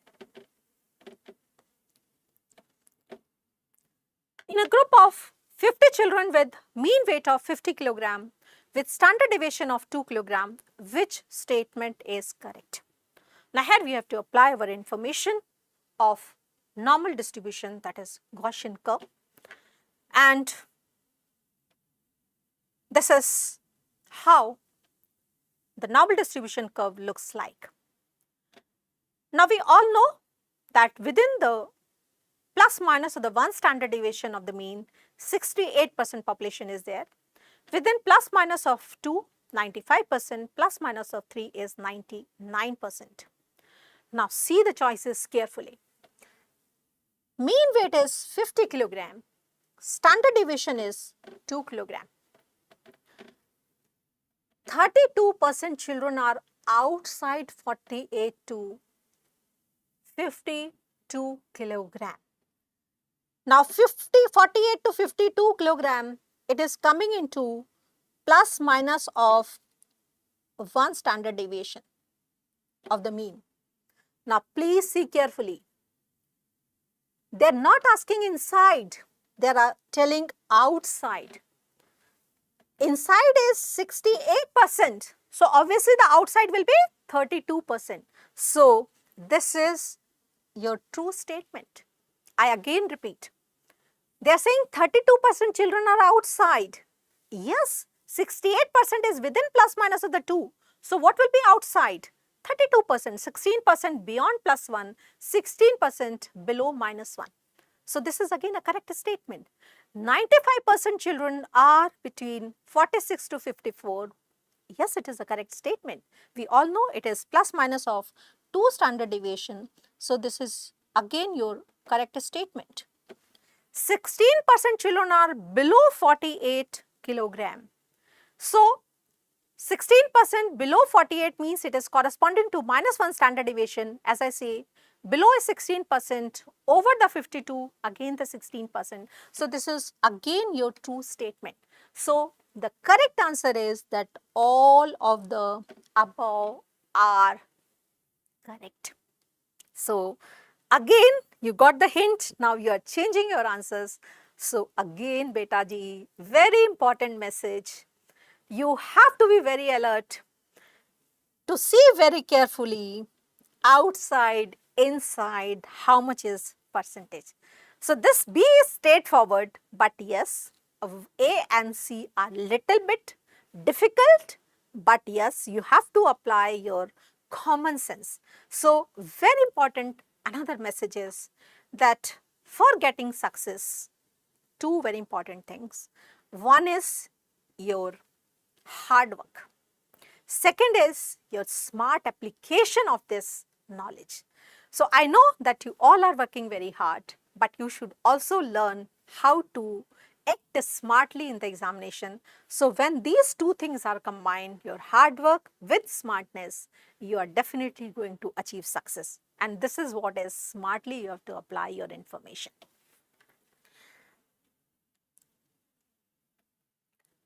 Coming to next question. Looking like a big question, but the key message is very small. And if you are able to catch that point, you will be able to answer.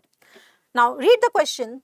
Study was done to assess effect of age, gender, residence type and education on the chances of having blindness, and the result obtained were shown as below. Now see carefully with me. They are mentioning about p-value. For the age, p-value is 0.001, gender it is 0.59, education is 0.01 and residence is 0.48. So here the one very important clue is p-value. Quickly recall what the p-value is. P-value is probability of type 1 error. What is the maximum upper limit? Alpha is 5%. So your error should be less than 5%. And for the better results, what should be your p-value? If you say your study is significant, for the significant results, your p-value should be less than 0.05.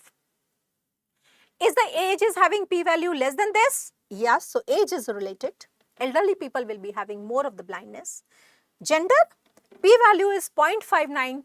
It is much bigger than this. It is not having any relationship to blindness. Education, 0.01. Yes, it is related to blindness. Residence, 0.048. Yes, less than 0.05. So it is related to blindness. So here the conclusion is that except the gender, all three are contributing to blindness. Clear? Now see the choices. People in the rural area were less likely to develop blindness. No. Rural area mein the p-value is less. So this is your false statement. Illiterate people were more likely to develop blindness. Yes. Illiterate people had the p-value of 0.01. So this is the true statement. Elderly people are more likely to develop blindness. Again, elderly people are more likely to develop the blindness. So this is also a true statement. Female are more likely to develop blindness. No, because gender is not having any relationship. So this is your false statement. So which of the following are correct option? So correct option is choice number 2 and 3. So here the correct answer is 2 and 3, that is C. Okay.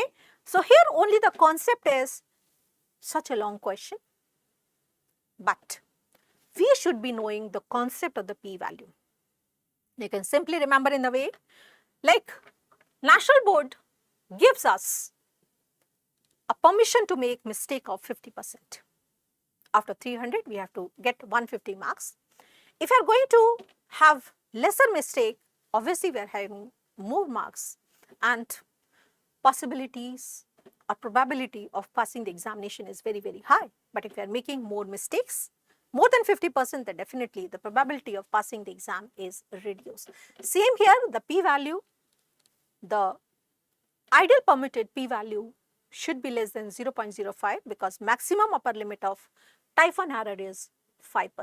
So p-value should be less than 0.05. We say then study is significant. Okay. So here the correct answer for this is choice number C, because Statement number 2 and number 3 are correct.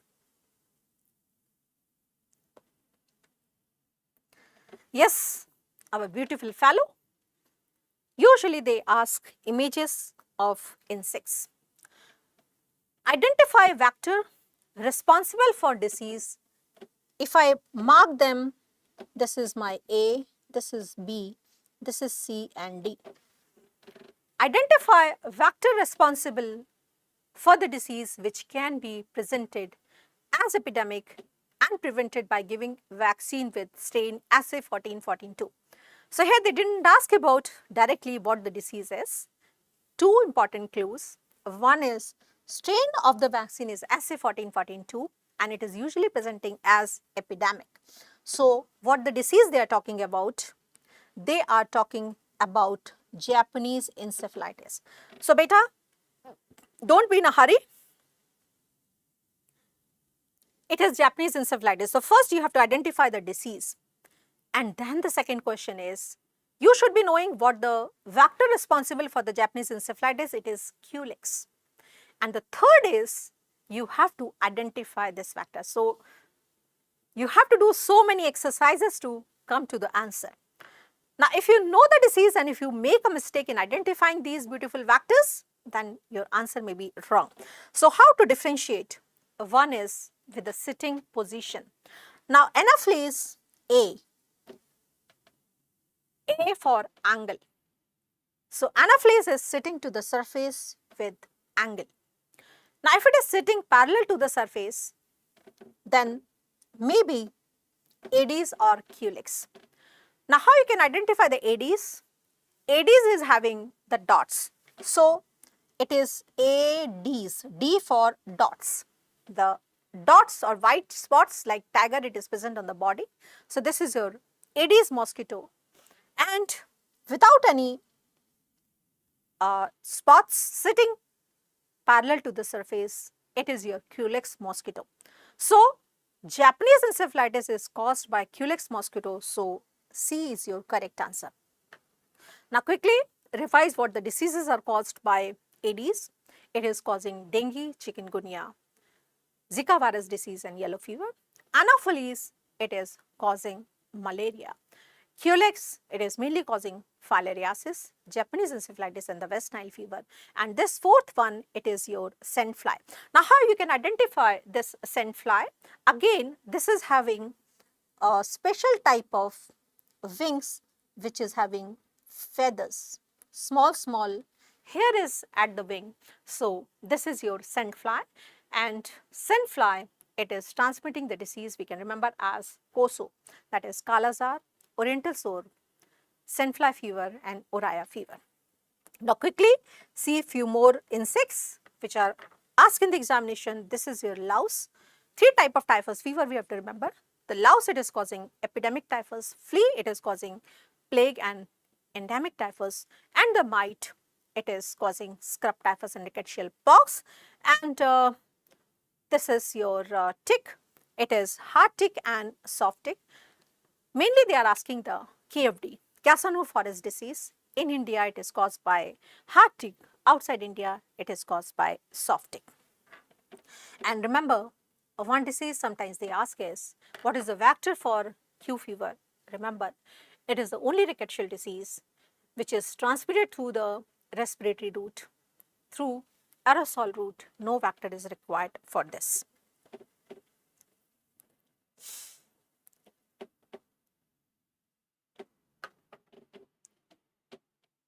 An individual reports with large wound from dog bite with bleeding. Consider following options and which are correct or incorrect. So, first thing is, it is the dog bite. Second is large wound with the bleeding. So, what grade? It is grade 3 bite. And we know that grade 3 bite means we have to do local care, we have to give the vaccine, and we have to give immunoglobulins, all three. Okay? So, this is in your mind with this statement. Now, see the further statements. Anti-rabies vaccine intramuscular schedule is 0371428. Yes, this is the true statement. Clean wound for 10 to 15 minutes with soap and water. Yes, this is also a true statement because we have to clean wound with running water to just wash away as much as saliva carrying the viruses from wound. Equine rabies immunoglobulin at a rate of 40 international units per kg. Yes, because human immunoglobulin dose is 20 international units per kg and equine is 40. So, this is also a true statement. Do immediate proper wound suturing. Now, remember, we are not doing the suturing for 24 to 48 hours. The best is at least for 24 hours because when we suture, we can puncture capillaries and we can make easy entry of viruses in circulation, will reduce incubation period. So, this is your false statement. Cover the wound with sterile dressing and tight bandage. Always try to leave wound open. Never do tight bandage. Why? Because if you are doing the tight bandage, it can reduce the oxygen supply, can cause aerobic atmosphere, necrosis, bleeding, which can further facilitate entry of organism into the circulation. So, this is your false statement. So, only the statement number 1, 2 and 3 is correct. So, the best answer for this is, it is choice number B. So, when these type of the lengthy questions are asked, why we had put in these types of questions? Because now the board is same for PG entrance, INI-SET exam and for FMGs. And these type of the questions had already been asked in NEET PG and INI-SET. So, I thought that my FMG students, unse kam thodi hai. They all had the knowledge, only the difference is they should understand that how to apply this information, and that's why I had kept intentionally these lengthy questions to make you aware that if these type of questions are asked, you should be ready to answer those questions. Clear? But here, very important message is that time management should be applied. Now, you should be quick enough to analyze the situation, come to the answer and click the correct answer. Clear?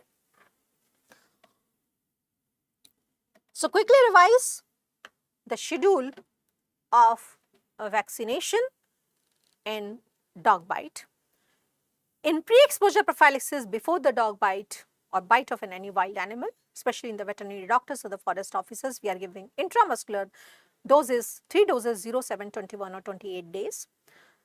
Post-exposure prophylaxis, if the person is already vaccinated, now please listen. Here, the rebite can be with different animals also. We are not giving any vaccination if there is a rat bite, agar चूहे ने काटा है, a squirrel bite. We are not giving the anti-rabies vaccination, it is not required. Either the post-exposure vaccinated or non-vaccinated. But if there is a bite by dog, cat or any of the wild animal, we are giving the vaccination. If a person had received the full course within 3 months earlier, then nothing is given. Rebite, re-exposure within 3 months to 2 years, the booster in the form of intramuscular 0.3 or intradermal 4 site on the day 0. And if it is after 2 years, then full course will be given. If we are giving the standard intramuscular regime 0, 3, 7, 14, 28 days, it is intramuscular called as SN regime. If you are giving the intradermal, it is Thai Red Cross 22202. Here these numbers are the number of the sites we are giving on the 2 sites. Days are the same as an intramuscular. Day 0 we are giving the 2 sites, the day 3 we are giving 2 sites, day 7 we are giving on the 2 sites, day 14 we are not giving any vaccine, and the day 28 we are giving on 2 sites. And if you are giving the geographic regime, it is intramuscular, but here the number is showing the number of the ampules. So, on the day 0 we are giving the 2 ampules or the double dose.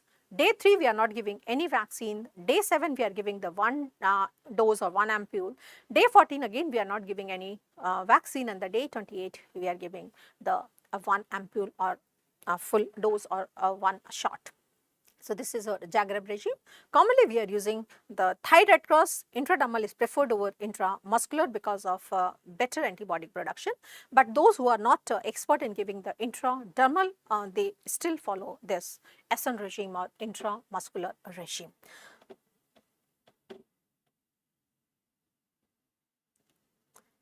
And obviously, if it is a grade 2, it means scratch or the nibbling, but no blood is there.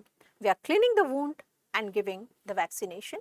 And if it is a grade 1 bite, only the lick on intact skin, nothing is required, only just clean the area and reassurance is there. Patient with sputum smear positive and X-ray negative under National Tuberculosis Elimination Program, next step is. Now, we are moving towards elimination of the tuberculosis, and our strategy, national strategy is we are trying to eliminate tuberculosis from India by 2025. Now here, the new guideline says that we are doing sputum and X-ray both, but more weightage is given to sputum smear examination. So if sputum is positive, now we are doing CB-NAT in each and every person to know for rifampicin sensitivity or resistance. Because if a person is rifampicin sensitive, we can give rifampicin and treat them as category 1 drug. But if the person is rifampicin resistant, then we are treating them as MDR or XDR depending upon resistance to other drugs. So repeat X-ray, there is no need because sputum smear positive is very, very clear that the person is smear positive. So there is no need for repeat X-ray. But if I say opposite, that sputum is negative and X-ray is positive, in that case we can repeat the sputum. But if sputum is positive, there is no need to repeat X-ray. Do CB-NAT and rifampicin sensitivity? Yes, it is the next step. Sputum culture, there is no role of the sputum culture. Pleural fluid aspiration and do the CB-NAT. Now when sputum smear is positive, there is no need. If they say that sputum smear is negative and the X-ray is showing pleural effusion, in that case you can do the pleural fluid aspiration and do CB-NAT on that. Otherwise, it is not necessary. So, tuberculosis elimination program is very, very important.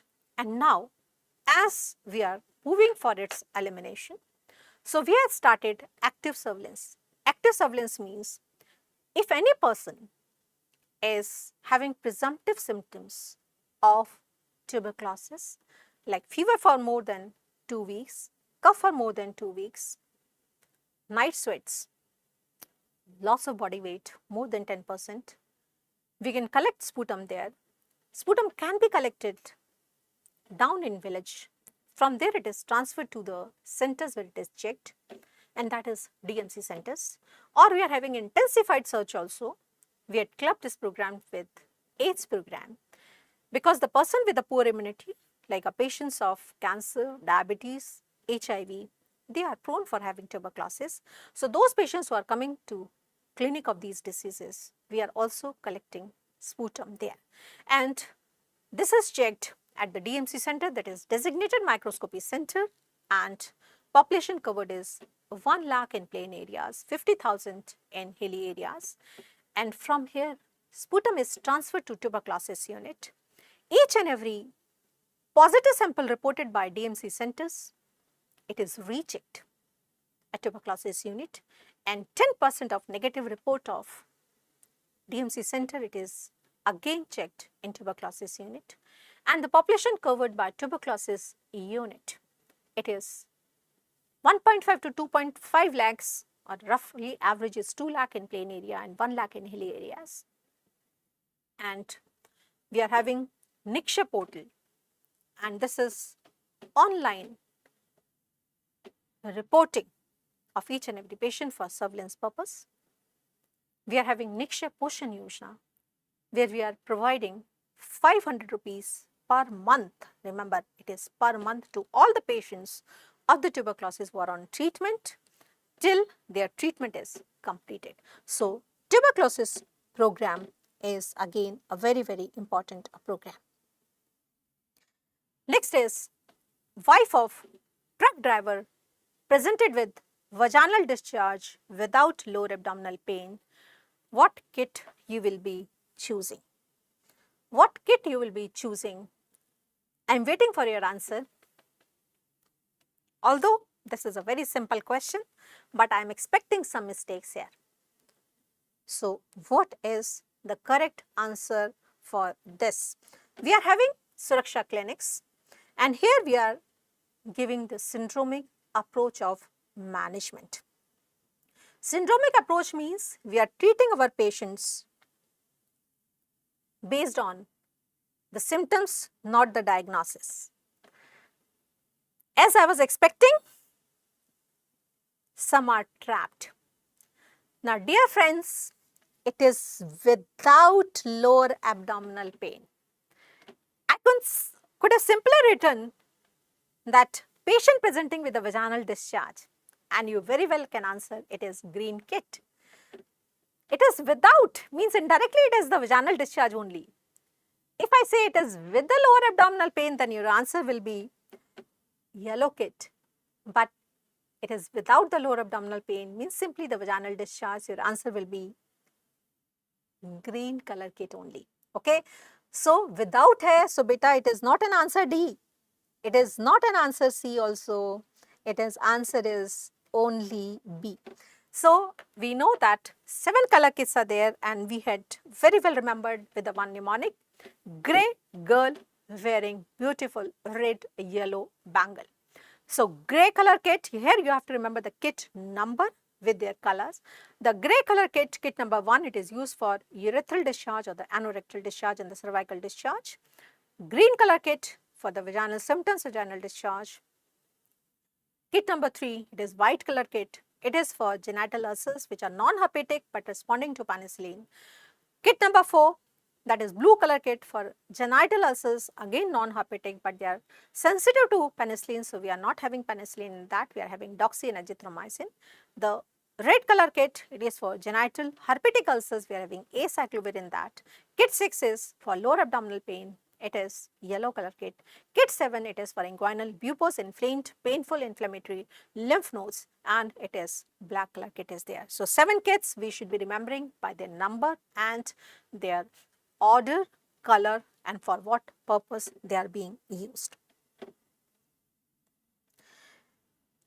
Management following clean cut wound in 20-year-old boy who had received TT injection 7 years ago. Now, here we know that this is a question asking about post-exposure prophylaxis, and we know that post-exposure prophylaxis depends upon two criteria. One is what type of the wound or what category of the wound it is. Second is what is immunization status. Now, here they say it is clean cut wound. So, it is coming in simple category because first category is the clean wounds of less than 6 hours duration. If it is a dirty wound more than 6 hours duration or it is deep penetrating wound, it is in other categories. Second is it is depending upon immunization status. Now, here the clean wound and received the TT injection 7 years before. So, some antibodies titer has been reduced. So, in that case all are answering quite correct. We are giving the single a dose of TT. Now, beta who are answering the D, we are not giving the full course of the TT vaccine because already he had received the TT vaccination earlier. So, only we are supposed to give booster here. So, the correct answer is it is single dose of TT vaccine. We are not giving immunoglobulins, it is clean wound. So, quickly revise that if it is a minor category wound, clean wound less than 6 hours, non-penetrating and other type of the wounds depending upon the previous immunization status, and if we had this the booster received within 5 years, then no action will be required in both the categories. If the booster has been received 5 to 10 years back, then injection TT in both the cases. If the booster had been received more than 10 years back, then injection TT in the minor wounds and TT with immunoglobulin in severe category of the wounds. And if the person is non-immunized, for immediate protection, we are giving TT injection in minor wound as well as the full vaccination, and in the major category, TT with immunoglobulin followed by complete vaccination for future protection. So, remember the post-exposure prophylaxis for TT or any roadside wound. The correct statement is chloroquine is drug of choice for falciparum malaria. We know that chloroquine is not a drug of choice for falciparum, it is for Vivax infection. So, this is your false statement. What is the drug of choice for falciparum malaria? It depends upon the states. In northeast states, it is ACTL, artemether-lumefantrine, and other states is ACTSP, artesunate sulfadoxine and pyrimethamine. Artesunate therapy given for falciparum malaria in first trimester of pregnancy? No, because in falciparum first trimester of pregnancy, the drug of choice is quinine only. So, this is again a false statement. And in Vivax infection, in any of the trimester, we are giving chloroquine. And in falciparum, in the first trimester, we are giving quinine, and in second and third trimester, depending upon the location, in northeast states, ACTL, other states, we are giving ACTSP, but we are not giving primaquine in pregnancy. Remember, dose of primaquine in falciparum is 0.75 milligram per kg the body weight, one single dose. Yes, this is the true statement, because in falciparum, we are giving the single dose of primaquine. Dose of primaquine in Vivax malaria is 0.75 milligram per kg for 14 days. No, we are giving 0.25 milligram per kg for 14 days in a Vivax. So, this is also your false statement. So, here only this is correct statement. So, malaria program is another very, very important program. Here we should be knowing that best indicator of malaria program is API, that is annual parasite incidence. The best indicator of the recent malaria infection or transmission, it is infant parasite rate, and main worker for active malaria surveillance is multipurpose worker male, who is preparing 2 slides, thick and thin slides. Thick is for confirmation of malaria, thin is to know type of malaria. Slide can be prepared in village or in subcenter, but mind my words, it is referred to PSC and it is checked at the PSC, and we should be getting report within 24 hours. If we are not getting the report within 24 hours, we can go with a rapid diagnostic test, but the best preferred is it is peripheral smear examination. While in contrast, in filariasis, we are preparing only the 1 slide, and the best test for confirmation of the filariasis, it is not the peripheral smear, it is membrane filtration test. Okay, and another difference in filariasis is that preferred time to prepare the slide is late evening hours between 8:30 till 11:30 p.m. while in malaria it can be prepared any time. So, this is about malaria, and we should be knowing about this program also. Next is 11-month-old child reported to PSC with complaints of fever and breathlessness. On examination by multipurpose worker, it was reported that respiratory rate is 55 per minute and presence of chest indrawing. What is the management protocol? So, here we have to follow the guidelines of IMNCA activity. So, multipurpose worker male is the worker for IMNCA activity. Now, based on the clinical features, he is differentiating the patients, and as per that category, we are doing management. So, we are classifying our patients into 3 categories: the green category, yellow category and pink category. Now, green category, it is no pneumonia phase. It means there should be normal respiratory rate, signs of upper respiratory symptoms are there. Now, just pay attention here. 11-month-old child, the normal respiratory rate is less than 50 per minute. Up to 2 months, less than 60. Beyond 12 months, it is less than 40. So here the respiratory rate is high because it is 55 per minute. This is one clue. Second is having chest in drawing. Now beta, please listen carefully. Some of you are answering, this was old guidelines. I repeat again, listen carefully, the guideline has changed. Now, these are the 3 categories instead of the 4. Earlier we were having severe and very severe. Respiratory rate is normal in no pneumonia, it is increased as per the age. Upper respiratory tract symptoms are present in all the 3 categories. Accessory respiratory muscle involvement, listen carefully. Earlier we used to say that if accessory muscles are there, it is a severe category. Immediately we have to do the referral and pre-referral treatment and refer. But now it has been changed. If it is present and the baby is more than 2 months of the age without any immunodeficiency disease, it will be considered in pneumonia stage. We can give the antibiotics and do follow-up. It is yellow category. But if the baby is between 0 to 2 months, small baby, high risk baby, or if the baby is more than 2 months with immunodeficiency conditions, HIV, the baby is considered as high risk baby and we are referring this baby to higher center considered as severe or very severe pneumonia if it is present with or without shock. So, here the question is 11-month-old baby, they didn't mention about the any immune status, we will consider this rest of the condition is okay. So, this baby is coming in a state of pneumonia. Feature of the shock will be only present in very severe pneumonia and IMNCI category, it is green, yellow and pink as per the other symptoms. So, here the question is 11-month baby with high respiratory rate, presence of chest and drawing, so coming in pneumonia stage, so the treatment is antibiotic and follow-up. So, the correct answer is B. So, please go with now as new guidelines. Another very common area from where question is asked is leprosy. Very commonly they are giving this image and this is the blister pack of multibacillary leprosy, what we are giving in adults. It is red color pack.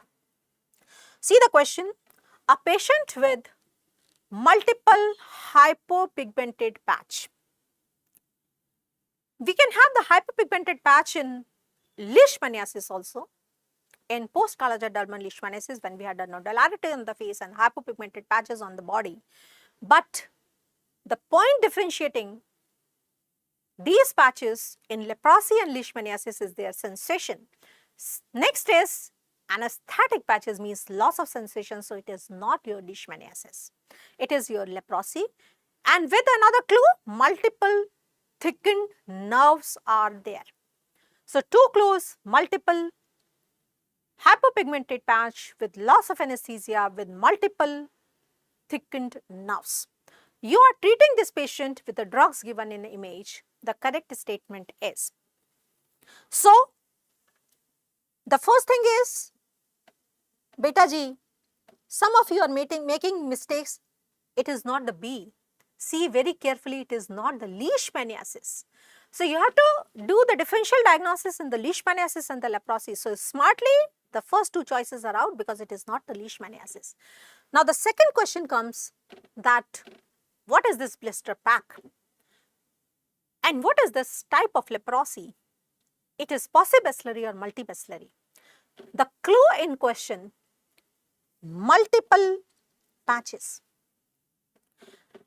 Now, with this we cannot differentiate whether it is a pauci and multi, because pauci it is 1 to 5 and multi it is more than 5. Multiple it may be 3 and 4 also. But a clue is multiple thickened nerves. Because in paucibacillary either there is no nerve thickening or only the one nerve thickening is there, while in multibacillary more than one nerve thickening is there. So, they are talking about the multibacillary leprosy. So this is the clue. And obviously this pack is for multibacillary leprosy. So here the best answer is, it is leprosy we are giving for 12 months in multibacillary leprosy. Now here, please listen carefully. In our national program of National Leprosy Eradication Program, we are giving the two drugs, green color for adults and blue for the children, two drugs in paucibacillary. And in multibacillary leprosy, we are giving the three drugs, red color for adults and yellow color for children. At least you can remember these two packs, the red color for multibacillary leprosy and green color pack for paucibacillary leprosy. In paucibacillary, we are giving rifampicin and dapsone. Rifampicin, it is given as 300 milligram, sorry, 600 milligrams. Each capsule is 300 milligrams. So, 2 capsules, 600 milligram, oral supervised once a month. And dapsone, it is 100 milligram tablets. So, we are calling the patient every month. And first dose, we are giving under supervision. Patient should swallow and should not be having vomiting for next 1 hour. And then we are giving this pack. Patient is taking the rest of the tablet at home. And next month, patient is supposed to bring this empty blister pack.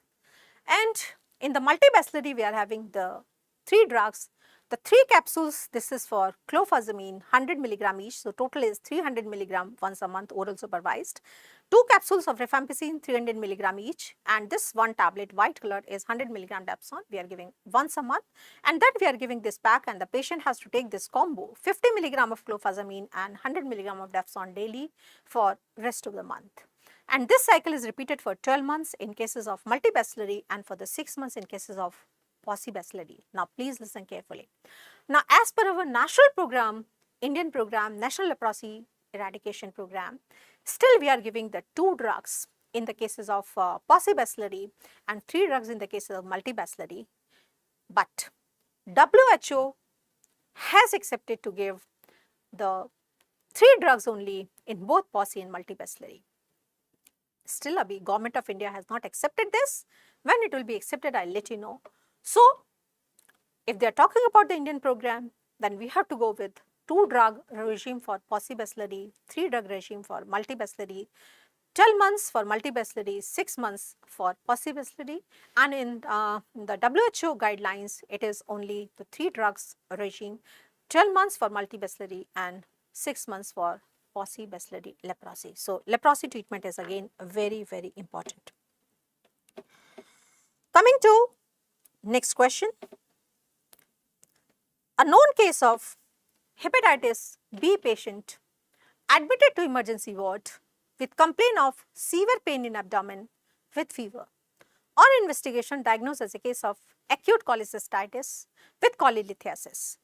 While performing cholecystectomy operation, he had profuse bleeding in the end of the surgery.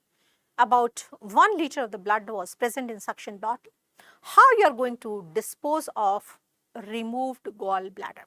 So, here the question is that how we are going to dispose of this removed gallbladder in a patient of hepatitis B. So, these are the 2 important clues here. I am waiting for your answer. Should we do disinfection first and then dispose of in yellow bag, or yellow bag without the disinfection and dispose of in red bag, and red bag without disinfection?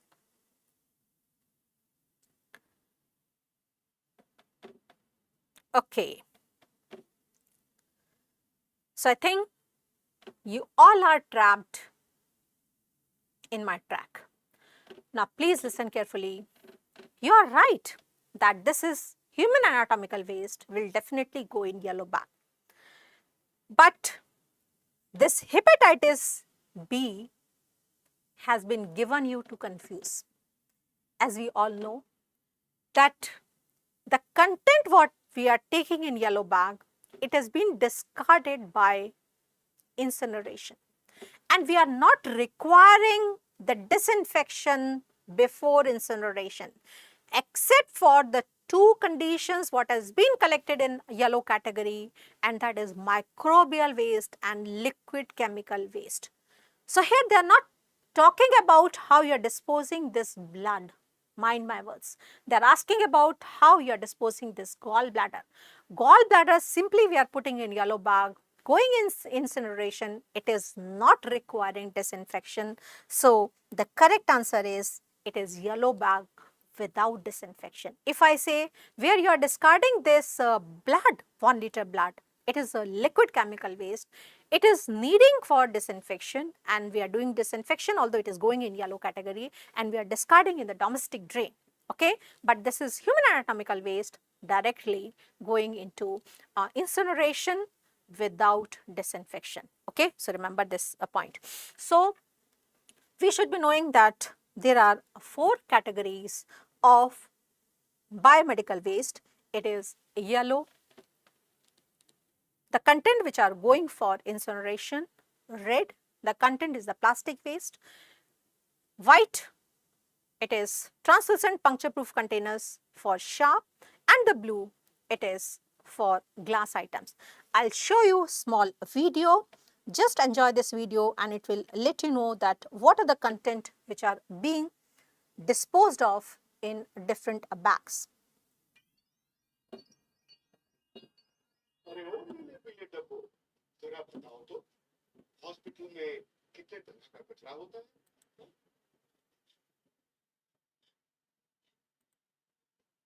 Hospital में 4 तरह का कचरा होता है सरदार। सुन लिया ना चितंदर बाबू? ये तो मुझे पता है, पर प्रॉब्लम ये है कि किस दिन में क्या डिस्पोज करना है, ये कैसे याद रहे? जिम्मेदार डब्बों, समस्या क्या है सुन लिया ना तुम लोगों ने? हाँ सरदार नहीं, तरीका अपनाओ असरदार। तो अब शुरू हो जाओ। मैं हूँ वाइट, यानी कि उजला, निडल सुई शार्प, कुछ भी हो नकीला, सब ऐसा वाइट का ही है झमेला। बहुत अच्छे।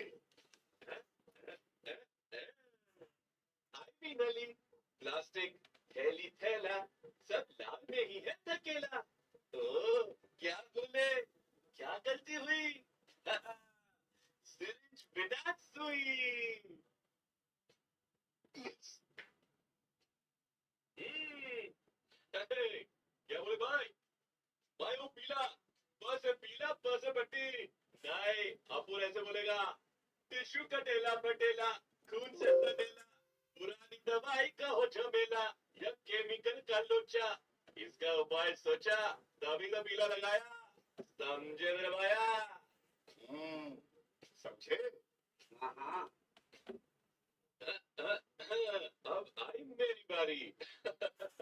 अच्छे से कर लो जांच, नीले में हो शीशा और कांच। समझे? शाबाश।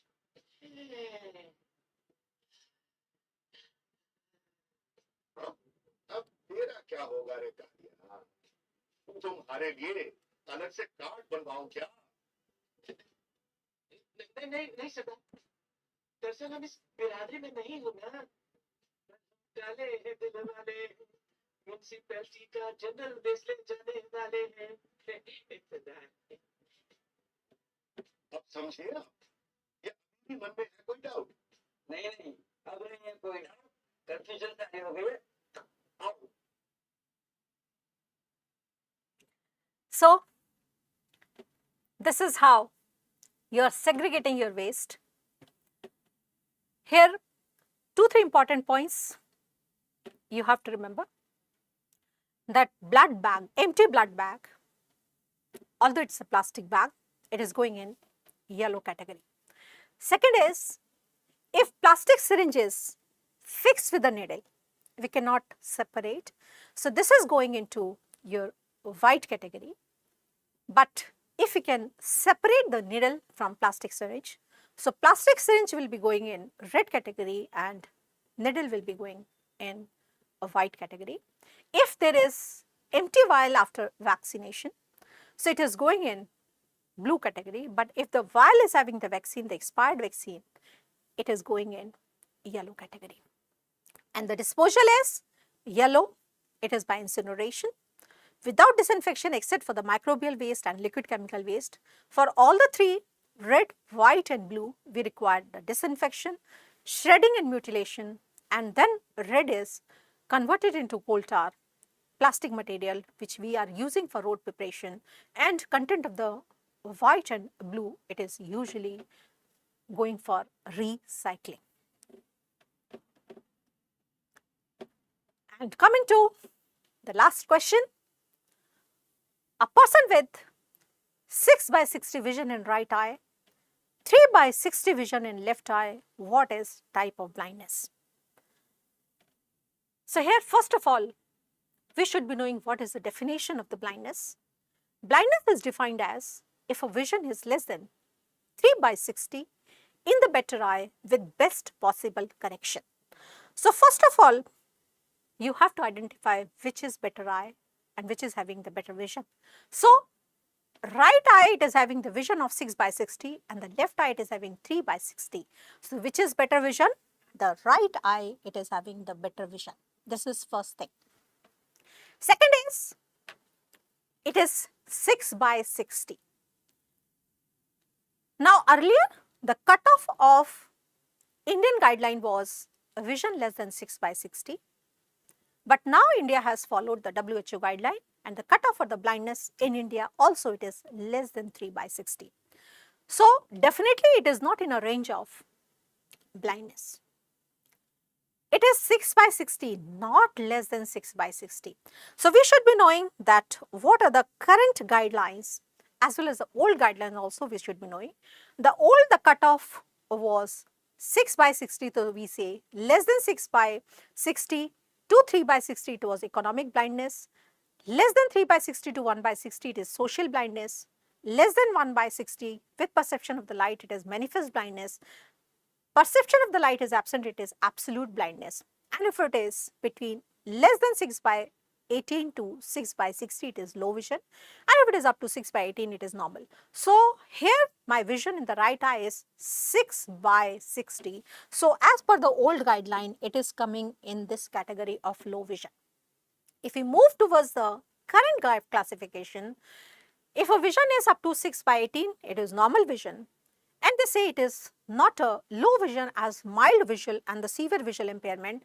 If it is up to 6/60, it is mild visual impairment. If it is less than 6/60 to 3/60, it is severe visual impairment. So here the vision is 6/60. So as per the new guideline, it is coming as mild visual impairment. And below 3/60, it is blindness, whatever will be the situation. So coming back to question that the vision is right eye 6/60. So as per the new guideline, it is your mild visual impairment, but as per the old guideline, it is your low vision. So correct answer for this is, every one of you are answering correctly that it is your low vision. So some are still answering economic blindness, beta, it is not less than 6/60. If I say it is less than 6/60, then yes, you can go with a low vision, because less than 6/60 to 3/60. So here very important message is that you have to see very carefully whether they had mentioned 6/60 or less than 6/60, because it is going to change your answer. So in the end, I just want to show you another very small video that is a very important message from our past President Dr. Abdul Kalam ji. So I studied aeronautical engineering.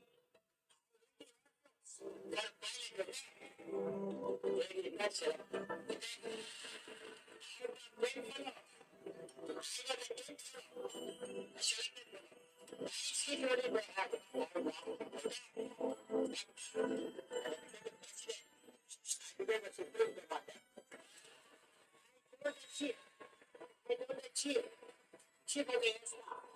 I want the bird. He said, I'm going to do training. He trained me 6 months. Then I flew as you did. So here very important message is coming, and just listen carefully. dream, repeatedly dream, then into thoughts, self, So dream transforms into thoughts, which results into action. So your dream is to become a doctor, and you had sacrificed your youth to get the beautiful jewelry, white apron, and the stethoscope.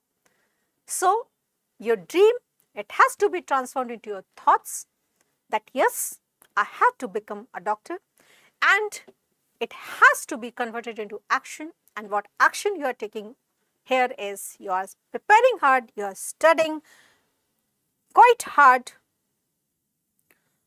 Some was saying that it was not audible. Okay, let me check. What was not audible? This small video of Dr. Kalam was not audible, or myself is not audible, beta? Which was not audible? That video was not audible, or myself is not audible right now? Just let me know. What was not audible?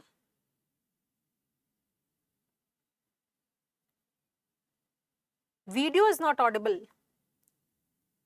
Video is not audible. Okay, beta, let me try again once. That why this video is not audible. Let me check again, and I'm playing this video again. Just give me a minute.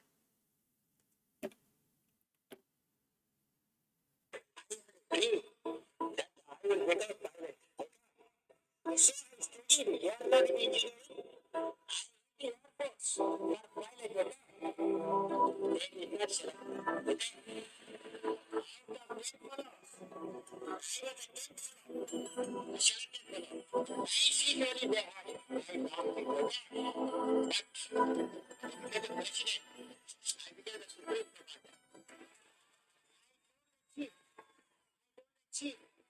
chief of the I'm going to do training. He trained me for 6 months. Then I do a shooter. Say it. Dream, repeatedly dream, transform into thoughts, self.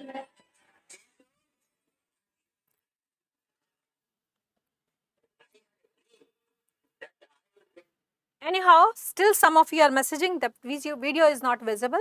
So the nutshell, what is the message from this video?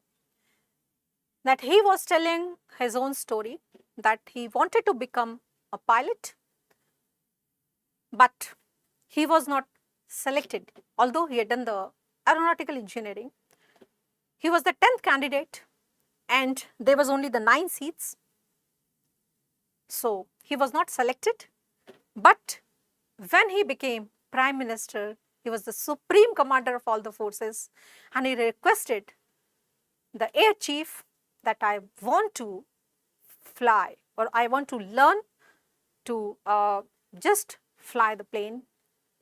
So air chief taught them that how to fly a plane, and then after 6 months of the training, he had flied Su-30.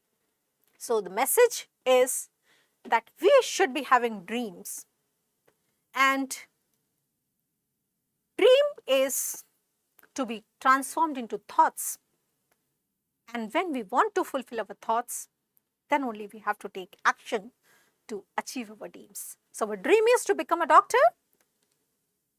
and we are preparing very hard to achieve our dream. This is what the message from Dr. Abdul Kalam Azad. So, as we all know that you all are struggling very hard, studying very hard.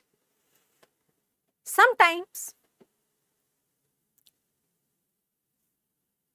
Dil says बहुत हो गया, छोड़ दे, अब नहीं पढ़ा जाता, क्या करेगा इतना पढ़ के? But brain says, no, no, no, you have to become a doctor. You have to study. You have to do hard work. So, अगर ख्वाहिश कुछ अलग करने की है तो दिल और दिमाग के बीच बगावत जरूरी है. So, if you want to do something very special, you have to make a fight between your brain and heart. Heart will say something else. Brain will say something else. You have to go with your brain because here heart will not work, because heart wants to take you in a smooth zone, but brain is quite alert and brain wants to tell you, no, this is right. So for the next 26 days, you are going to listen your brain that yes, we are here to achieve our goals. We have to become a doctor. We have to prove ourselves.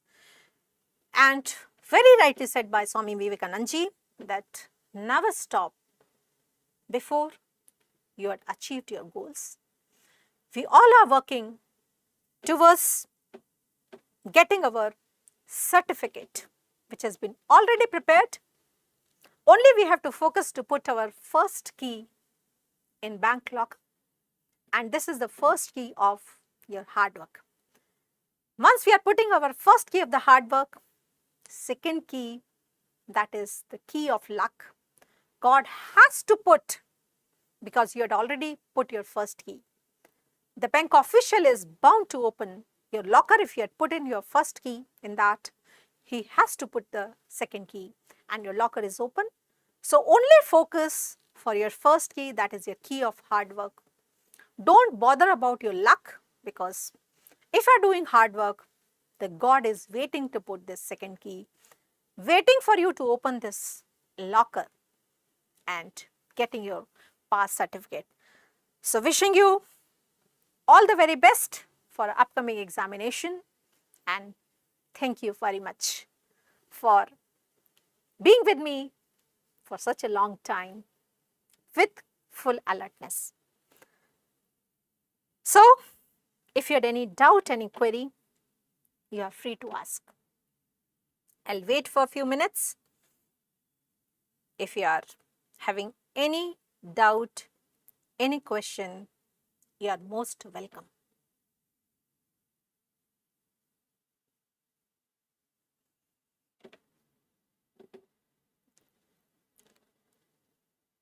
So anyhow, without wasting time, we are closing session here. You all have my WhatsApp number. If you are having any doubt, any query, you are free to ask at any time.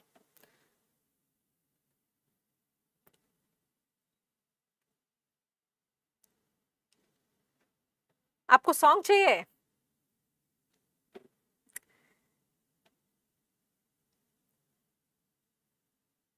You want number again? Okay, this is my WhatsApp number, beta, 7042109995.